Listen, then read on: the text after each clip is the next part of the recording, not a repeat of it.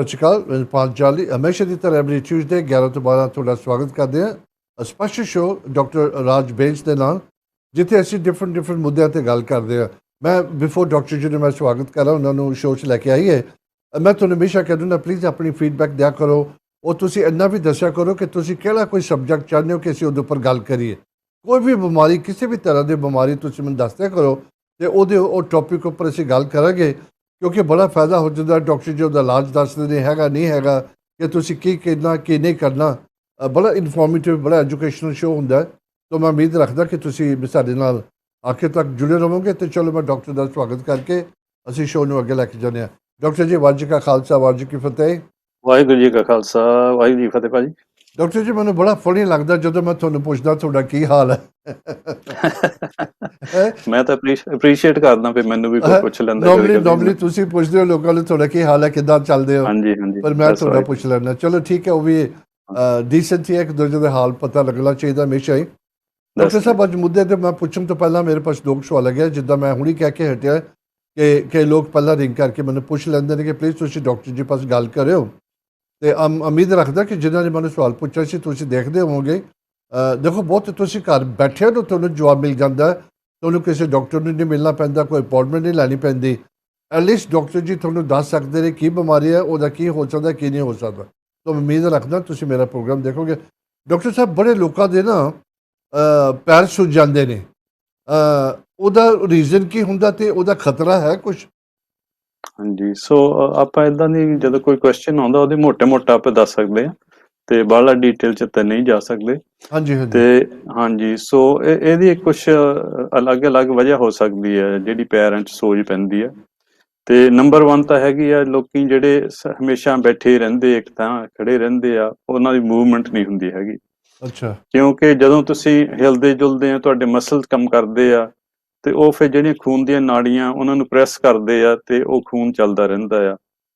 ਤੇ ਜੇ ਤੁਸੀਂ ਇੱਕੋ ਥਾਂ ਬੈਠੇ ਰਹਿੰਦੇ ਜਾਂ ਇੱਕੋ ਥਾਂ ਜ਼ਿਆਦਾ ਖੜੇ ਰਹਿੰਦੇ ਆ ਕਈਆਂ ਦਾ ਕੰਮ ਇਦਾਂ ਦਾ ਹੁੰਦਾ ਹੈ ਤਾਂ ਉਹ ਫਿਰ ਸਰਕੂਲੇਸ਼ਨ ਨਹੀਂ ਹੁੰਦੀ ਹੈਗੀ। ਫਿਰ ਉਹ ਜਿਹੜਾ ਖੂਨ ਦਾ ਪਾਣੀ ਜਿਹੜਾ ਆ ਉੱਥੇ ਪੂਲਿੰਗ ਹੋ ਜਾਂਦੀ ਯਾਨੀ ਕਿ ਜਮ੍ਹਾਂ ਹੋ ਜਾਂਦਾ ਪੈਰਾਂ ਵਿੱਚ ਤੇ ਉਹਦੇ ਨਾਲ ਸੋਜ ਪੈ ਜਾਂਦੀ ਆ। ਹਾਂਜੀ ਤੇ ਕਈਆਂ ਦੀ ਉਦਾਂ ਹੀ ਖੁਦ ਸਰਕੂਲੇਸ਼ਨ ਖਰਾਬ ਹੁੰਦੀ ਆ ਤੇ ਬੇਸ਼ੱਕ ਤੁਰਦੇ ਫਿਰਦੇ ਵੀ ਤੇ ਉਹਨਾਂ ਦੇ ਬਹੁਤਾ ਤੁਰਨ ਨਾਲ ਵੀ ਦਰਦ ਪੈਣ ਲੱਗ ਪੈਂਦਾ ਲੱਤਾਂ ਵਿੱਚ ਕਿਉਂਕਿ ਉਹਨਾਂ ਦੀਆਂ ਖੂਨ ਦੀਆਂ ਨਾੜੀਆਂ ਜਿਹੜੀਆਂ ਉਹ ਘੁੱਟਵੀਆਂ ਹੋ ਚੁੱਕੀਆਂ ਹੁੰਦੀਆਂ। ਇਹਦੇ ਨਾਲ ਵੀ ਪੈਰਾਂ 'ਚ ਸੋਜ ਪੈ ਸਕਦੀ ਆ। ਤੇ ਬਾਕੀ ਖਾਸ ਰੀਜ਼ਨ ਹੁੰਦਾ ਹੈ ਕਈ ਲੋਕਾਂ ਦਾ ਹਾਰਟ ਪ੍ਰੋਬਲਮ ਹੁੰਦਾ ਆ ਤੇ ਹਾਰਟ ਤੁਹਾਨੂੰ ਪਤਾ ਹੈ ਉਹ ਇੱਕ ਪੰਪ ਆ ਤੇ ਸਾਰਾ ਖੂਨ ਬੋਡੀ ਦਾ ਸਰਕੂਲੇਟ ਕਰਦਾ ਪੰਪ ਕਰਕੇ। ਜਦੋਂ ਹਾਰਟ ਨਹੀਂ ਸਹੀ ਚੱਲਦਾ ਹੈਗਾ ਤੇ ਫਿਰ ਉਹਨਾਂ ਗਿੱਟਿਆਂ ਵਿੱਚ ਸੋਜ ਪੈ ਸਕਦੇ ਆ। ਇਹ ਡਾਕਟਰ ਵਜ੍ਹਾ ਸਾਹਿਬ ਹੁੰਦੀ ਹੈ। ਸਿਰਫ ਗਿੱਟਿਆਂ 'ਚ ਕਿਉਂ ਪੈਂਦੀ ਹੈ ਜਦੋਂ ਵੀ ਕੋਈ ਤੁਸੀਂ ਦੇਖੋ ਡਾਇਬੀਟੀਜ਼ ਹੋਵੇ ਉਹ ਪੈਰਾਂ ਨੂੰ ਮੁਸੀਬਤ ਹੁੰਦੀ ਹੈ। ਉਹਨਾਂ ਜਿਹੜੀ ਤੁਸੀਂ ਗੱਲ ਕਰਦੇ ਇਹ ਵੀ ਪੈਰਾਂ 'ਤੇ ਜਾਂਦੀ ਹੈ ਹਰ ਦਫਾ ਕਿਉਂਕਿ ਹਾਂਜੀ ਇਹ ਮੈਨੂੰ ਲੱਗਦਾ ਲੌਂਗੈਸਟ ਡਿਸਟੈਂਸ ਆ ਫਰੋਮ ਹਾਰਟ ਟੂ ਫੀਟ ਦਾ ਕੋਰਸ ਕਰਕੇ। ਹਾਂਜੀ ਉਹੀ ਹੈ ਲੌਂਗੈਸਟ ਡਿਸਟੈਂਸ ਵੀ ਆ ਤੇ ਨਾਲ ਗ੍ਰੈਵਿਟੀ ਵੀ ਆ ਉਹਦਾ ਇਫੈਕਟ ਵੀ ਪੈਂਦਾ ਨਾ ਤੇ ਖੂਨ ਨੂੰ ਵਾਪਸ ਉੱਤੇ ਨੂੰ ਆਉਣਾ ਮੁਸ਼ਕਲ ਆ ਥੱਲੇ ਨੂੰ ਜਾਣਾ ਈਜ਼ੀ ਆ। ਹਾਂਜੀ ਤੇ ਡਾਕਟਰ ਸਾਹਿਬ ਇਹਦਾ ਹੁਣ ਪਹਿਲੀ ਤੇ ਗੱਲ ਤੁਸੀਂ ਸਮਝਾਇਆ ਕਿ ਕਿਉਂ ਹੁੰਦਾ ਹੈ ਇਹਦਾ ਕੋਈ ਖਤਰਾ ਹੈਗਾ ਕੋਈ ਇੱਦਾਂ ਕੋਈ ਜਾਸਤੀ ਕੁਝ ਖਰਾਬ ਹੋ ਸਕਦਾ ਨੁਕਸਾਨ ਉਹਦਾ। ਇਹ ਨਹੀਂ ਜਾਸਤੀ ਖਰਾਬ ਤਾਂ ਨਹੀਂ ਹੋ ਸਕਦਾ। ਇਹੀ ਆ ਵੀ ਉੱਥੇ ਰੁਕਿਆ ਰਹਿੰਦਾ ਪਾਣੀ ਤੇ ਸਰਕੂਲੇਸ਼ਨ ਨਹੀਂ ਹੁੰਦੀ ਹੈਗੀ ਪੂਰੀ। ਤੇ ਇੱਕ ਸਿਰਫ ਗੱਲ ਹੈਗੀ ਵੀ ਜੇ ਪੈਰ ਤੇ ਸੱਟ ਲੱਗ ਜਾਵੇ ਤਾਂ ਉਹ ਉੱਥੇ ਅਲਸਰ ਹੋਣ ਦਾ ਖਤਰਾ ਹੁੰਦਾ ਆ। ਹਾਂਜੀ ਹਾਂ ਸੋ ਅਲਸਰ ਈਜ਼ੀ ਹੋ ਜਾਂਦਾ ਹੈ ਕਿ ਖਾਸ ਕਰਕੇ ਡਾਇਬੈਟਿਕਸ ਦੇ ਜਿਹੜੇ ਉਹਨਾਂ ਦੇ ਪੈਰਾਂ ਤੇ ਲੱਤਾਂ ਤੇ ਅਲਸਰ ਈਜ਼ੀ ਹੋ ਜਾਂਦੀ ਥੋੜ੍ਹੀ ਜਿਹੀ ਸੱਟ ਲੱਗਣ ਦੇ ਨਾਲ।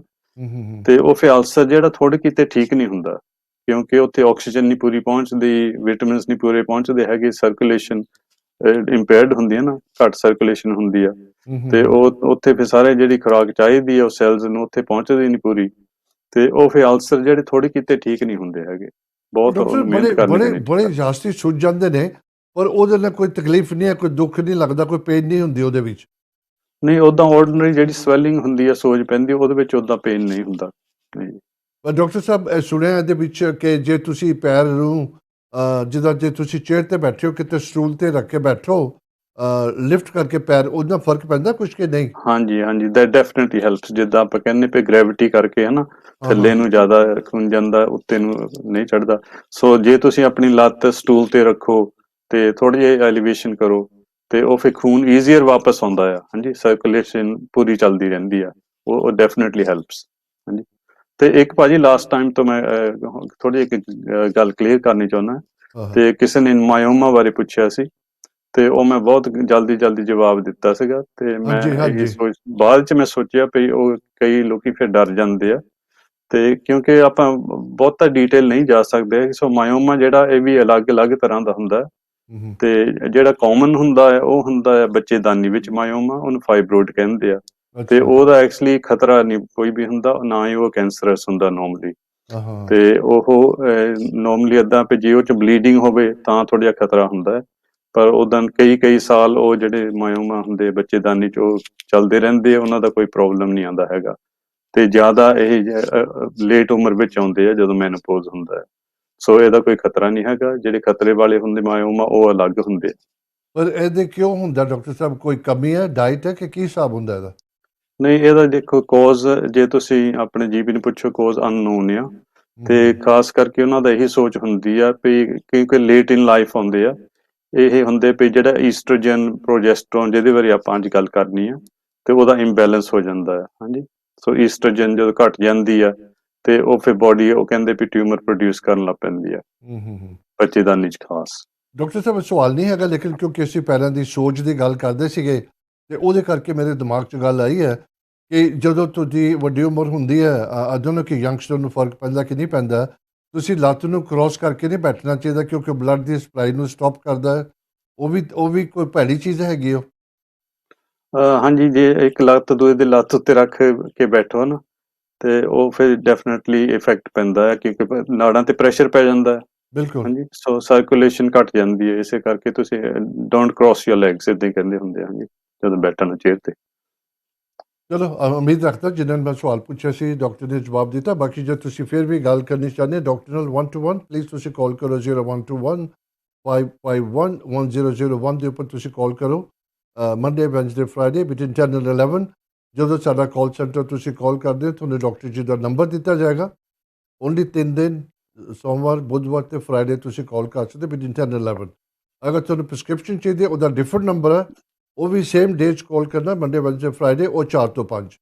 ਸੋ ਮੇਕ ਸ਼ੋਰ ਜਦੋਂ ਤੁਸੀਂ ਕਾਲ ਕਰਦੇ ਹੋ, ਅਗਰ ਜੇ ਤੁਸੀਂ ਕੋਈ ਡਾਕਟਰ ਨੂੰ ਹੁਣ ਹੀ ਸਵਾਲ ਪੁੱਛਣਾ, ਤੁਸੀਂ ਕਾਲ ਸੈਂਟਰ ਨੂੰ ਦੱਸ ਦੇਵੋ, ਉਹ ਮੈਨੂੰ ਮੈਸੇਜ ਦੇ ਦਿੰਦੇ, ਤੇ ਮੈਂ ਤੁਹਾਡੇ ਬਿਹਾਫ ਹੁਣ ਹੀ ਡਾਕਟਰ ਨੂੰ ਅਸੀਂ ਸ਼ੋਅ 'ਚ ਤੁਹਾਡਾ ਸਵਾਲ ਪੁੱਛ ਸਕਦਾ। ਡਾਕਟਰ ਸਾਹਿਬ ਇੱਕ ਹੋਰ ਹੈਗਾ ਬੰਦਿਆਂ ਦਾ ਕਿ ਉਹਨੂੰ ਨਾ ਬਹੁਤ ਘੱਟ ਨੀਂਦ ਆ, ਤਕਰੀਬਨ ਮਸਾਂ 3 ਘੰਟੇ ਜਾਂ 4 ਘੰਟੇ ਨੀਂਦ ਆਉਂਦੀ ਉਹਨਾਂ ਨੂੰ। ਇਹ ਉਹਨਾਂ ਦਾ ਸਰਕਲ ਹੈ, ਕਦੀ 2-3 ਵੀਕ ਇੱਦਾਂ ਹੀ ਰਹਿੰਦਾ, ਕਦੀ ਥੋੜ੍ਹਾ ਬਹੁਤਾ ਠੀਕ ਹੋ ਜਾਂਦਾ। ਇਹ ਕਿਉਂ ਇੱਦਾਂ ਹੁੰਦਾ? ਹਾਂਜੀ, ਸੋ ਖਾਸ ਕਰਕੇ ਨੀਂਦ ਦੇ ਪ੍ਰੋਬਲਮ ਜਿਹੜੇ ਹੁੰਦੇ ਆ, ਇਹ ਚਿੰਤਾ ਨਾਲ ਹੁੰਦੇ ਆ।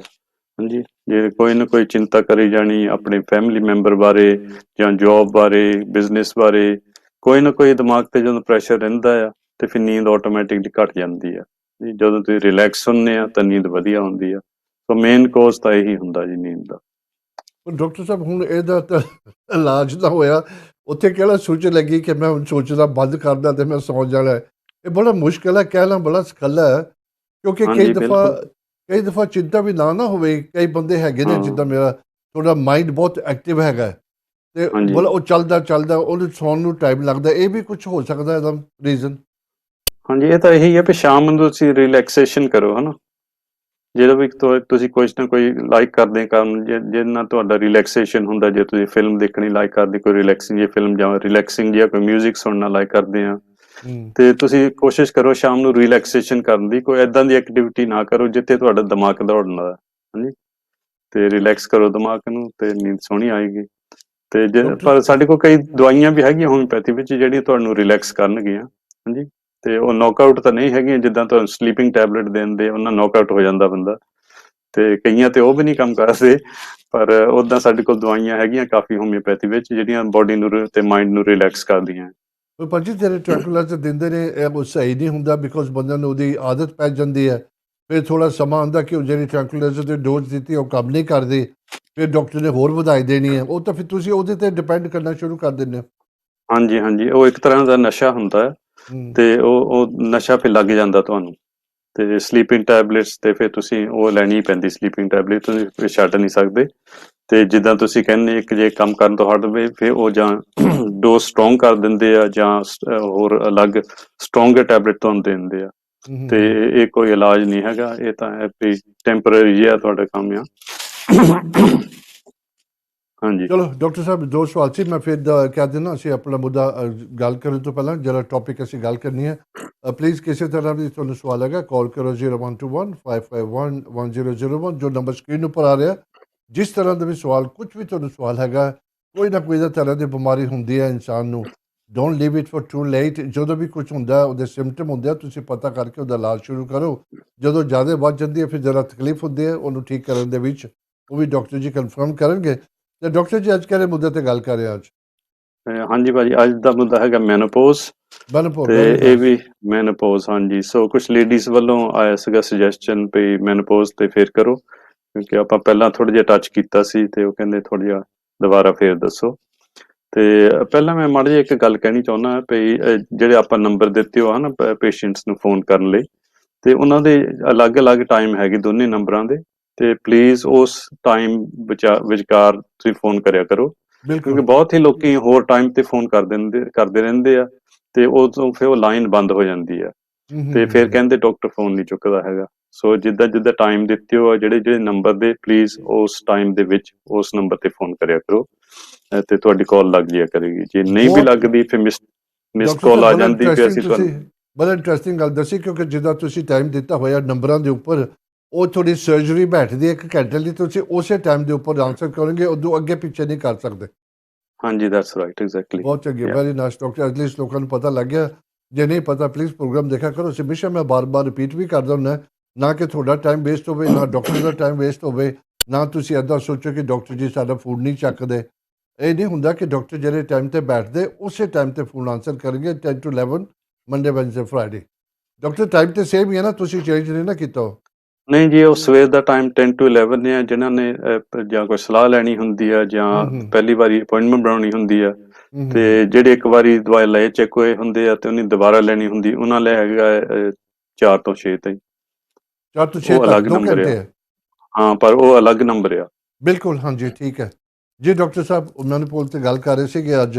ਹਾਂਜੀ ਠੀਕ ਹੈ ਜੀ। ਸੋ ਮੈਨੋਪੌਜ਼ ਬੜੀ ਜ਼ਰੂਰੀ ਇਹ ਜਾਣਕਾਰੀ ਦੇਣੀ ਹੈ, ਕਿਉਂਕਿ ਮੈਨੋਪੌਜ਼ ਜਿਹੜਾ ਇਹ ਹਰੇਕ ਲੇਡੀ ਨੂੰ ਆਉਂਦਾ ਹੀ ਆਉਂਦਾ ਆ। ਹਾਂਜੀ, so you Kant escape it. ਤੇ ਮੈਨੋਪੌਜ਼ ਜਿਹੜਾ ਇਹ ਹੁੰਦਾ ਆ ਤਕਰੀਬਨ 45 ਤੇ 55 ਸਾਲ ਦੇ ਵਿਚਕਾਰ, ਤੇ ਕਈ ਵਾਰੀ ਅਬਾਊਟ 1% ਲੇਡੀਜ਼ ਨੂੰ ਅਰਲੀ ਮੈਨੋਪੌਜ਼ ਵੀ ਹੋ ਜਾਂਦਾ, ਤੇ 40 ਸਾਲ ਤੋਂ ਪਹਿਲਾਂ ਵੀ ਹੋ ਸਕਦਾ ਆ, ਪਰ ਉਹ ਕੁਝ ਘੱਟ ਕੇਸ ਇਦਾਂ ਦੇ, ਤੇ ਮੋਸਟਲੀ 45 to 55 ਈਅਰਸ ਏਜ ਦੇ ਵਿਚਕਾਰ ਮੈਨੋਪੌਜ਼ ਆਉਂਦਾ ਆ। ਤੇ ਕੁਝ ਟਾਈਮ ਹੁੰਦਾ ਆ ਮੈਨੋਪੌਜ਼ ਦਾ, ਐਕਚੁਅਲੀ ਮਤਲਬ ਹੈਗਾ ਕਿ ਜਦੋਂ ਉਹ ਮੰਥਲੀ ਸਾਈਕਲ ਬੰਦ ਹੋ ਜਾਂਦਾ, ਪਰ ਬੰਦ ਹੋਣ ਤੋਂ ਪਹਿਲਾਂ ਕੁਝ ਸਿੰਪਟਮ ਆਉਣ ਲੱਗ ਪੈਂਦੇ ਆ ਤੇ ਬੋਡੀ ਵਿੱਚ ਚੇਂਜਸ ਆਉਣ ਲੱਗ ਪੈਂਦੇ ਆ, ਤੇ ਉਹ ਉਸ ਟਾਈਮ ਨੂੰ ਪੈਰੀ ਮੈਨੋਪੌਜ਼ ਕਿਹਾ ਜਾਂਦਾ। ਤੇ ਉਹ ਜਦੋਂ ਚੇਂਜਸ ਆਉਂਦੇ ਆ ਤੇ ਬਹੁਤ ਅਨਕੰਫਰਟੇਬਲ ਫੀਲਿੰਗ ਹੋ ਸਕਦਾ ਲੇਡੀਜ਼ ਨੂੰ, ਤੇ ਉਦੋਂ ਖਾਸ ਕਰਕੇ ਹੌਟ ਫਲੈਸ਼ਿਸ ਆਉਂਦੇ ਆ, ਇੱਕਦਮ ਹੀਟ ਚੜ੍ਹਦੀ ਬੋਡੀ ਵਿੱਚ, ਤੇ ਹੀਟ ਚੜ੍ਹਨ ਤੋਂ ਬਾਅਦ ਤੇ ਪਸੀਨਾ ਵੀ ਆ ਜਾਂਦਾ ਕਈਆਂ ਨੂੰ, ਤੇ ਉਹ ਜਦੋਂ ਪਸੀਨਾ ਆਉਂਦਾ ਆ ਫਿਰ ਪਸੀਨਾ ਸੁੱਕਦਾ, ਫਿਰ ਠੰਡ ਲੱਗਦੀ ਆ। ਸੋ ਇਹ ਬਹੁਤ ਅਨਕੰਫਰਟੇਬਲ ਫੀਲਿੰਗ ਆਉਂਦਾ ਕਿ ਕਦੇ ਗਰਮੀ ਲੱਗਣੀ, ਕਦੇ ਠੰਡ ਲੱਗਣੀ, ਕਦੇ ਪਸੀਨਾ ਆਉਣਾ, ਤੇ ਬਹੁਤ ਹੀ ਅਨਪਲੇਜ਼ੈਂਟ ਆ। ਤੇ ਇਹਦੇ ਨਾਲ ਫਿਰ ਖੁਸ਼ਕੀ ਵੀ ਪੈ ਜਾਂਦੀ ਹੈ, ਇੰਟਰਨਲੀ ਐਂਡ ਐਕਸਟਰਨਲੀ ਡਰਾਈਨੈਸ ਹੋ ਜਾਂਦੀ ਹੈ ਲੇਡੀਜ਼ ਦੇ, ਤੇ ਵਾਲ ਵੀ ਝੜਨੇ ਸ਼ੁਰੂ ਹੋ ਜਾਂਦੇ ਆ, ਤੇ ਨੀਂਦ, ਜਿੱਦਾਂ ਤੁਸੀਂ ਕਹਿੰਦੇ, ਨੀਂਦ ਵੀ ਇਸ ਵੇਲੇ ਖਰਾਬ ਹੋ ਸਕਦੀ ਹੈ ਮੈਨੋਪੌਜ਼ ਕਰਕੇ, ਤੇ ਕਈਆਂ ਦੇ ਦਿਲ ਧੜਕਣ ਲੱਗ ਪੈਂਦਾ ਹੈ, ਪੈਲਪੀਟੇਸ਼ਨਸ ਹੁੰਦੇ ਆ, ਤੇ ਬਲੈਡਰ ਦੇ ਇਨਫੈਕਸ਼ਨ ਜ਼ਿਆਦਾ ਹੋਣ ਲੱਗ ਪੈਂਦੇ ਆ, ਤੇ ਭਾਰ ਵੀ ਵੱਧ ਜਾਂਦਾ ਹੈ। ਸੋ ਲੇਡੀਜ਼ ਇੱਦਾਂ ਦੀਆਂ ਗੱਲਾਂ ਤੋਂ ਉਹਨਾਂ ਦਾ ਫਿਰ ਡਿਪਰੈਸ਼ਨ ਵੀ ਜਾ ਸਕਦਾ ਹੈ। ਹਾਂਜੀ, ਤੇ ਡਿਪਰੈਸ਼ਨ ਹੋ ਜਾਂਦਾ ਕਈਆਂ ਨੂੰ, ਤੇ ਉਹਨਾਂ ਨੂੰ ਫਿਰ ਰੋਣਾ ਆਉਂਦਾ ਰਹਿੰਦਾ ਹੈ। So it's a part of the process, ਕਿਉਂਕਿ ਉਹ ਬਹੁਤ ਹੀ ਚੇਂਜਸ ਆ ਰਹੀਆਂ ਬੋਡੀ ਵਿੱਚ, ਜਿੱਥੇ ਖਾਸ ਕਰਕੇ ਇਹ ਹੁੰਦੇ ਜਿਹੜੇ ਹਾਰਮੋਨਸ, ਈਸਟ੍ਰੋਜਨ ਤੇ ਪ੍ਰੋਜੈਸਟਰੋਨ, ਇਹ 2 ਲੇਡੀਜ਼ ਦੇ ਹਾਰਮੋਨਸ ਹੁੰਦੇ ਆ, ਤੇ ਇਹ ਜਿਹੜੇ ਹਾਰਮੋਨਸ ਇਹਨਾਂ ਦਾ ਬੈਲੈਂਸ ਹੁੰਦਾ ਹੈ, ਤੇ ਇਹਨਾਂ ਦਾ ਵੀ ਸਾਈਕਲ ਹੁੰਦਾ ਹੈ, ਕਈ ਵੇਲੇ ਇਹ ਜ਼ਿਆਦਾ ਹੁੰਦੇ ਆ, ਕਈ ਵੇਲੇ ਘਟਦੇ ਆ, ਤੇ ਉਹ ਸਾਈਕਲ ਇਸ ਤਰ੍ਹਾਂ ਚੱਲਦਾ ਰਹਿੰਦਾ 2 ਹਾਰਮੋਨਸ ਦਾ ਬੈਲੈਂਸ। ਤੇ ਜਦੋਂ ਫਿਰ ਇਹ ਮੈਨੋਪੌਜ਼ ਹੁੰਦਾ ਹੈ ਤੇ ਉਹ ਬੈਲੈਂਸ ਖਰਾਬ ਹੋ ਜਾਂਦਾ ਹੈ, ਤੇ ਜਿਹੜੀ ਈਸਟ੍ਰੋਜਨ ਪ੍ਰੋਜੈਸਟਰੋਨ ਉਹ ਬਹੁਤ ਹੀ ਕਮ ਹੋ ਜਾਂਦੀ ਬੋਡੀ ਵਿੱਚ, ਤੇ ਜਦੋਂ ਕੰਮ ਹੋ ਜਾਂਦੀ ਹੈ ਫਿਰ ਇਦਾਂ ਦੇ ਸਿੰਪਟਮ ਆਉਣ ਲੱਗ ਪੈਂਦੇ ਆ। ਹਾਂਜੀ, ਸੋ ਕਈਆਂ ਨੂੰ ਘਬਰਾਹਟ ਵੀ ਆ ਸਕਦੀ ਆ, ਤੇ ਘਬਰਾਹਟ ਦੇ ਨਾਲ ਉਹ ਬਹੁਤ ਹੀ ਪੈਨਿਕ ਹੋ ਜਾਂਦੇ ਆ, ਬਹੁਤ ਹੀ ਫਿਕਰ ਕਰਦੇ ਰਹਿੰਦੇ ਆ, ਤੇ ਕਈਆਂ ਦੀ ਮੈਮਰੀ ਖਰਾਬ ਹੋਣ ਲੱਗ ਪੈਂਦੀ ਆ, ਉਹਨਾਂ ਨੂੰ ਚੇਤਾ ਭੁੱਲ ਜਾਂਦਾ ਆ, ਤੇ ਜੇ ਉਹ ਬੁੱਕ ਪੜ੍ਹਨੀ ਹੋਵੇ ਤੇ ਉਹਨਾਂ ਤੇ ਧਿਆਨ ਨਹੀਂ ਲੱਗਦਾ, ਕੌਨਸੈਂਟਰੇਸ਼ਨ ਖਰਾਬ ਹੋ ਜਾਂਦੀ ਆ, ਤੇ ਏਦਾਂ ਦੀਆਂ ਬਿਮਾਰੀਆਂ ਉਸ ਵੇਲੇ ਸ਼ੁਰੂ ਹੋ ਜਾਂਦੀਆਂ। ਤੇ ਡਾਕਟਰ ਜਦੋਂ ਫਿਰ ਫਿਰ ਲੇਡੀਜ਼, ਹਾਂਜੀ ਹਾਂਜੀ ਕੋਈ ਨਹੀਂ ਬੋਲੋ, ਮੈਂ ਫਿਰ ਪੁੱਛ ਲਾਂਗਾ, ਕੋਈ ਨਹੀਂ। ਹਾਂ, ਜਦੋਂ ਫਿਰ ਲੇਡੀਜ਼ ਜੀਪੀ ਕੋਲ ਜਾਂਦੇ ਆ ਵੀ ਮੇਰੇ ਏਦਾਂ ਦੇ ਸਿੰਪਟਮ ਆ ਰਹੇ ਆ, ਤੇ ਉਹ ਫਿਰ ਉਹਨਾਂ ਨੂੰ ਹਾਰਮੋਨ ਰਿਪਲੇਸਮੈਂਟ ਥੈਰੇਪੀ ਦਿੰਦੇ ਆ, HRT, ਤੇ ਜਾਂ ਉਹ ਟੈਬਲੇਟ ਫਾਰਮ ਹੁੰਦੀ ਆ, ਜਾਂ ਉਹ ਪੈਚਸ ਹੁੰਦੇ ਆ, ਤੇ ਜਾਂ ਜੈਲ ਦਿੰਦੇ ਸਕਿਨ ਤੇ ਲਾਉਣ ਨੂੰ। ਤੇ ਜੇ ਇਦਾਂ ਦੀਆਂ ਨਾ ਕੰਮ ਕਰਨ ਫਿਰ ਉਹ ਸੁਜੈਸਟ ਕਰਦੇ ਆ ਵੀ ਸਕਿਨ ਦੇ ਥੱਲੇ ਇੰਪਲਾਂਟ ਕਰ ਲਓ ਦਵਾਈ ਦਾ। ਹਾਂਜੀ, ਉਹ ਥੋੜੀ ਜਿਹੀ ਡਿਵਾਈਸ ਹੁੰਦੀ ਆ, ਚਮੜੀ ਦੇ ਥੱਲੇ ਫਸਾਉਂਦੇ ਆ, ਤੇ ਉਹਦੇ ਨਾਲ ਉਹ ਹਾਰਮੋਨਸ ਈਸਟ੍ਰੋਜਨ ਹੌਲੀ ਹੌਲੀ ਰਿਲੀਜ਼ ਹੁੰਦਾ ਰਹਿੰਦਾ ਬੋਡੀ ਵਿੱਚ। ਤੇ ਪਰ ਅਨਫੋਰਚੂਨੇਟਲੀ ਇਹਨਾਂ ਦੇ ਕਈ ਸਾਈਡ ਇਫੈਕਟ ਆ ਜਾਂਦੇ ਆ, ਤੇ ਹਰੇਕ ਲੇਡੀ ਜਿਹੜੀ ਉਹ ਝੱਲ ਨਹੀਂ ਸਕਦੀ HRT, ਕਿਉਂਕਿ ਇਹਨਾਂ ਦੇ ਸਾਈਡ ਇਫੈਕਟ ਈਸਟ੍ਰੋਜਨ ਕਰਕੇ ਉਹ ਤੁਸੀਂ ਐਗਜ਼ੈਕਟਲੀ ਨਹੀਂ ਕਰ ਸਕਦੇ ਹੈਗੇ ਜਿੰਨਾ ਬੋਡੀ ਨੂੰ ਈਸਟ੍ਰੋਜਨ ਚਾਹੀਦਾ ਹੁੰਦਾ ਹੈ ਨਾ, ਕਿ ਬੋਡੀ ਨੂੰ ਤਾਂ ਪਤਾ ਆ, ਉਹਦਾ ਕੰਟਰੋਲ ਬਹੁਤ ਵਧੀਆ ਹੁੰਦਾ ਆ ਤੇ ਕਦੋਂ ਜ਼ਿਆਦਾ ਚਾਹੀਦਾ ਹੈ, ਕਦੋਂ ਘੱਟ ਚਾਹੀਦਾ ਹੈ। ਸੋ ਇਹ ਹੈਗਾ ਵੀ ਸੇਮ ਡੋਜ਼ ਜਿਹੜਾ ਉਹੀ ਜਾਈ ਜਾਣਾ ਬਲੱਡ ਵਿੱਚ, ਉਹੀ ਜਾਈ ਜਾਣਾ, ਤੇ ਇਸ ਕਰਕੇ ਫਿਰ ਇਹਦੇ ਸਾਈਡ ਇਫੈਕਟਸ ਹੋ ਜਾਂਦੇ ਆ।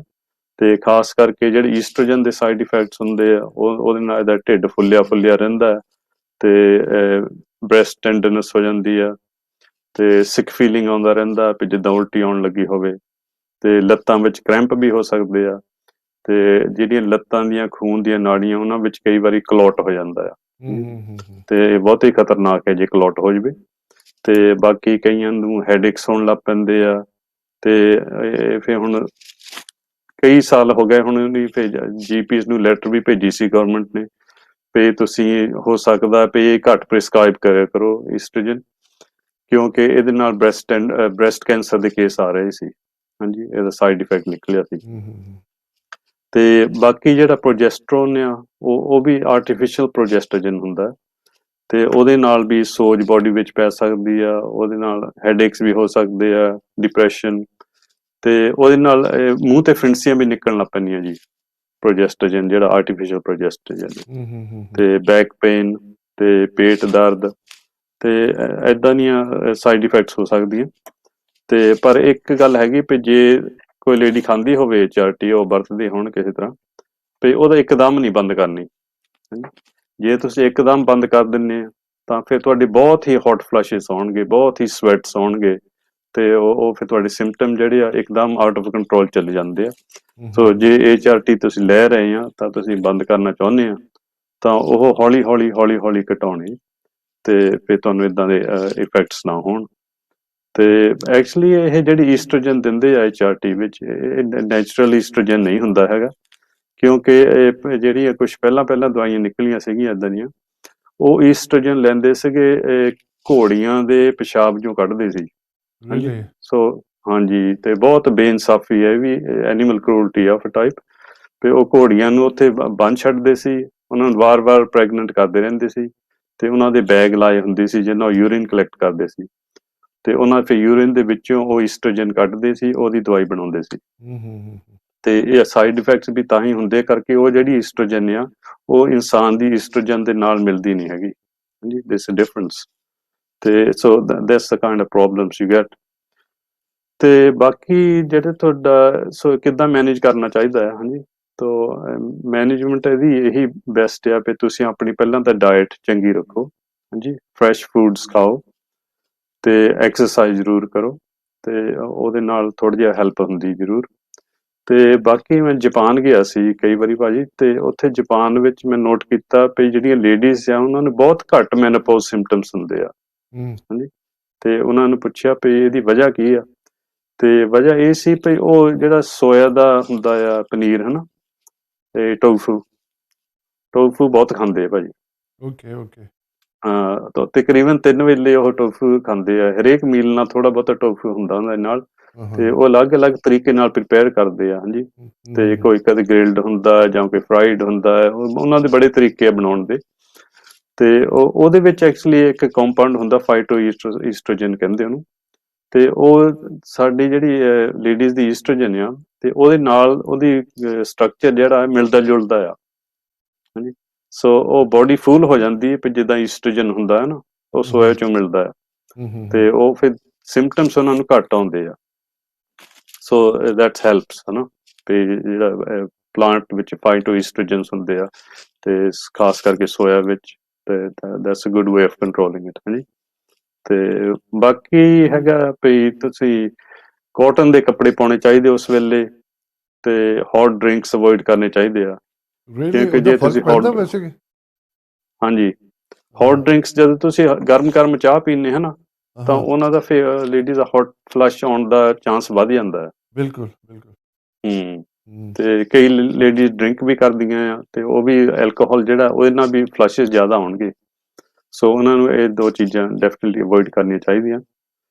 ਤੇ ਬਾਕੀ ਜਿਹੜੀਆਂ ਆਪਣੇ ਸਪਾਈਸਿਸ ਆ ਉਹ ਵੀ ਬਹੁਤ ਗਰਮ ਗਿਣੇ ਜਾਂਦੇ ਹਨਾ, ਜਿੱਦਾਂ ਬਿਲਕੁਲ ਮੇਥੇ ਹੋਏ, ਲਸਣ, ਅਦਰਕ, ਤੇ ਮਿਰਚਾਂ, ਹਾਂਜੀ, ਇਲਾਇਚੀਆਂ, ਦਾਲਚੀਨੀ, ਤੇ ਹਿੰਗ, ਇਹ ਹੈਗੀਆਂ ਬਹੁਤ ਹੀ ਗਰਮ ਸਪਾਈਸਿਸ। ਤੇ ਜੇ ਤੁਸੀਂ ਇਹ ਘੱਟ ਵਰਤੋਂਗੇ, ਲੇਡੀਜ਼ ਘੱਟ ਵਰਤਣ, ਤੇ ਉਹਨਾਂ ਨੂੰ ਘੱਟ ਹੌਟ ਫਲੈਸ਼ਿਸ ਆਉਣਗੇ, ਕਿਉਂਕਿ ਜਿੰਨੀ ਬੋਡੀ ਵਿੱਚ ਗਰਮੈਸ਼ ਪੈਦਾ ਹੁੰਦੀ ਆ ਤੇ ਓਨਾ ਹੀ ਉਹਨਾਂ ਨੂੰ ਹੌਟ ਫਲੈਸ਼ਿਸ ਜ਼ਿਆਦਾ ਆਉਣਗੇ। ਸੋ ਹੋਰ ਕੋਈ ਸਪਲੀਮੈਂਟਸ ਵਗੈਰਾ ਦੇ ਸਕਦੇ ਹਾਂ, ਤੇ ਕਈ ਹੋਮਿਓਪੈਥਿਕ ਰੈਮਡੀਜ਼ ਹੈਗੀਆਂ ਸਾਡੇ ਕੋਲ ਜਿਹੜੀਆਂ ਦੇ ਸਕਦੇ ਆ ਹੌਟ ਫਲੈਸ਼ਿਸ ਨੂੰ ਕੰਟਰੋਲ ਕਰਨ ਲਈ। ਤੇ ਬਿਲਕੁਲ ਤਾਂ ਹੌਟ ਫਲੈਸ਼ਿਸ ਨਹੀਂ ਹਟਣਗੇ, ਪਰ ਉਹਨਾਂ ਦੀ ਫਰੀਕੁਐਂਸੀ ਘੱਟ ਜਾਏਗੀ, ਤੇ ਇੰਨੀ ਜ਼ਬਰਦਸਤ ਨਾ ਹੋਣਗੇ। ਤੇ ਸੋ ਕੁਛ ਹੈਗੇ ਆ ਟਿੰਕਚਰਸ ਆਉਂਦੇ ਆ, ਹਰਬਲ ਟਿੰਕਚਰਸ, ਉਹ ਵੀ ਬਹੁਤ ਵਧੀਆ ਕੰਮ ਕਰਦੇ ਇੱਥੇ। ਤੇ ਵਿਟਾਮਿਨ ਸੀ ਉਹ ਵੀ ਲੈਣੀ ਚਾਹੀਦੀ ਜ਼ਰੂਰ।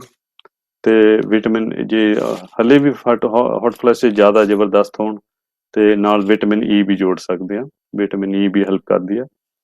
ਤੇ ਜੇ ਡਰਾਈਨੈਸ ਜ਼ਿਆਦਾ ਹੋਵੇ, ਉਹ ਉੱਥੇ ਓਮੇਗਾ 7 ਨੇ ਇੱਕ ਸਪਲੀਮੈਂਟ, ਓਮੇਗਾ 7 ਆਇਲ, ਤੇ ਉਹ ਵੀ ਕਾਫੀ ਗੁੱਡ ਆ।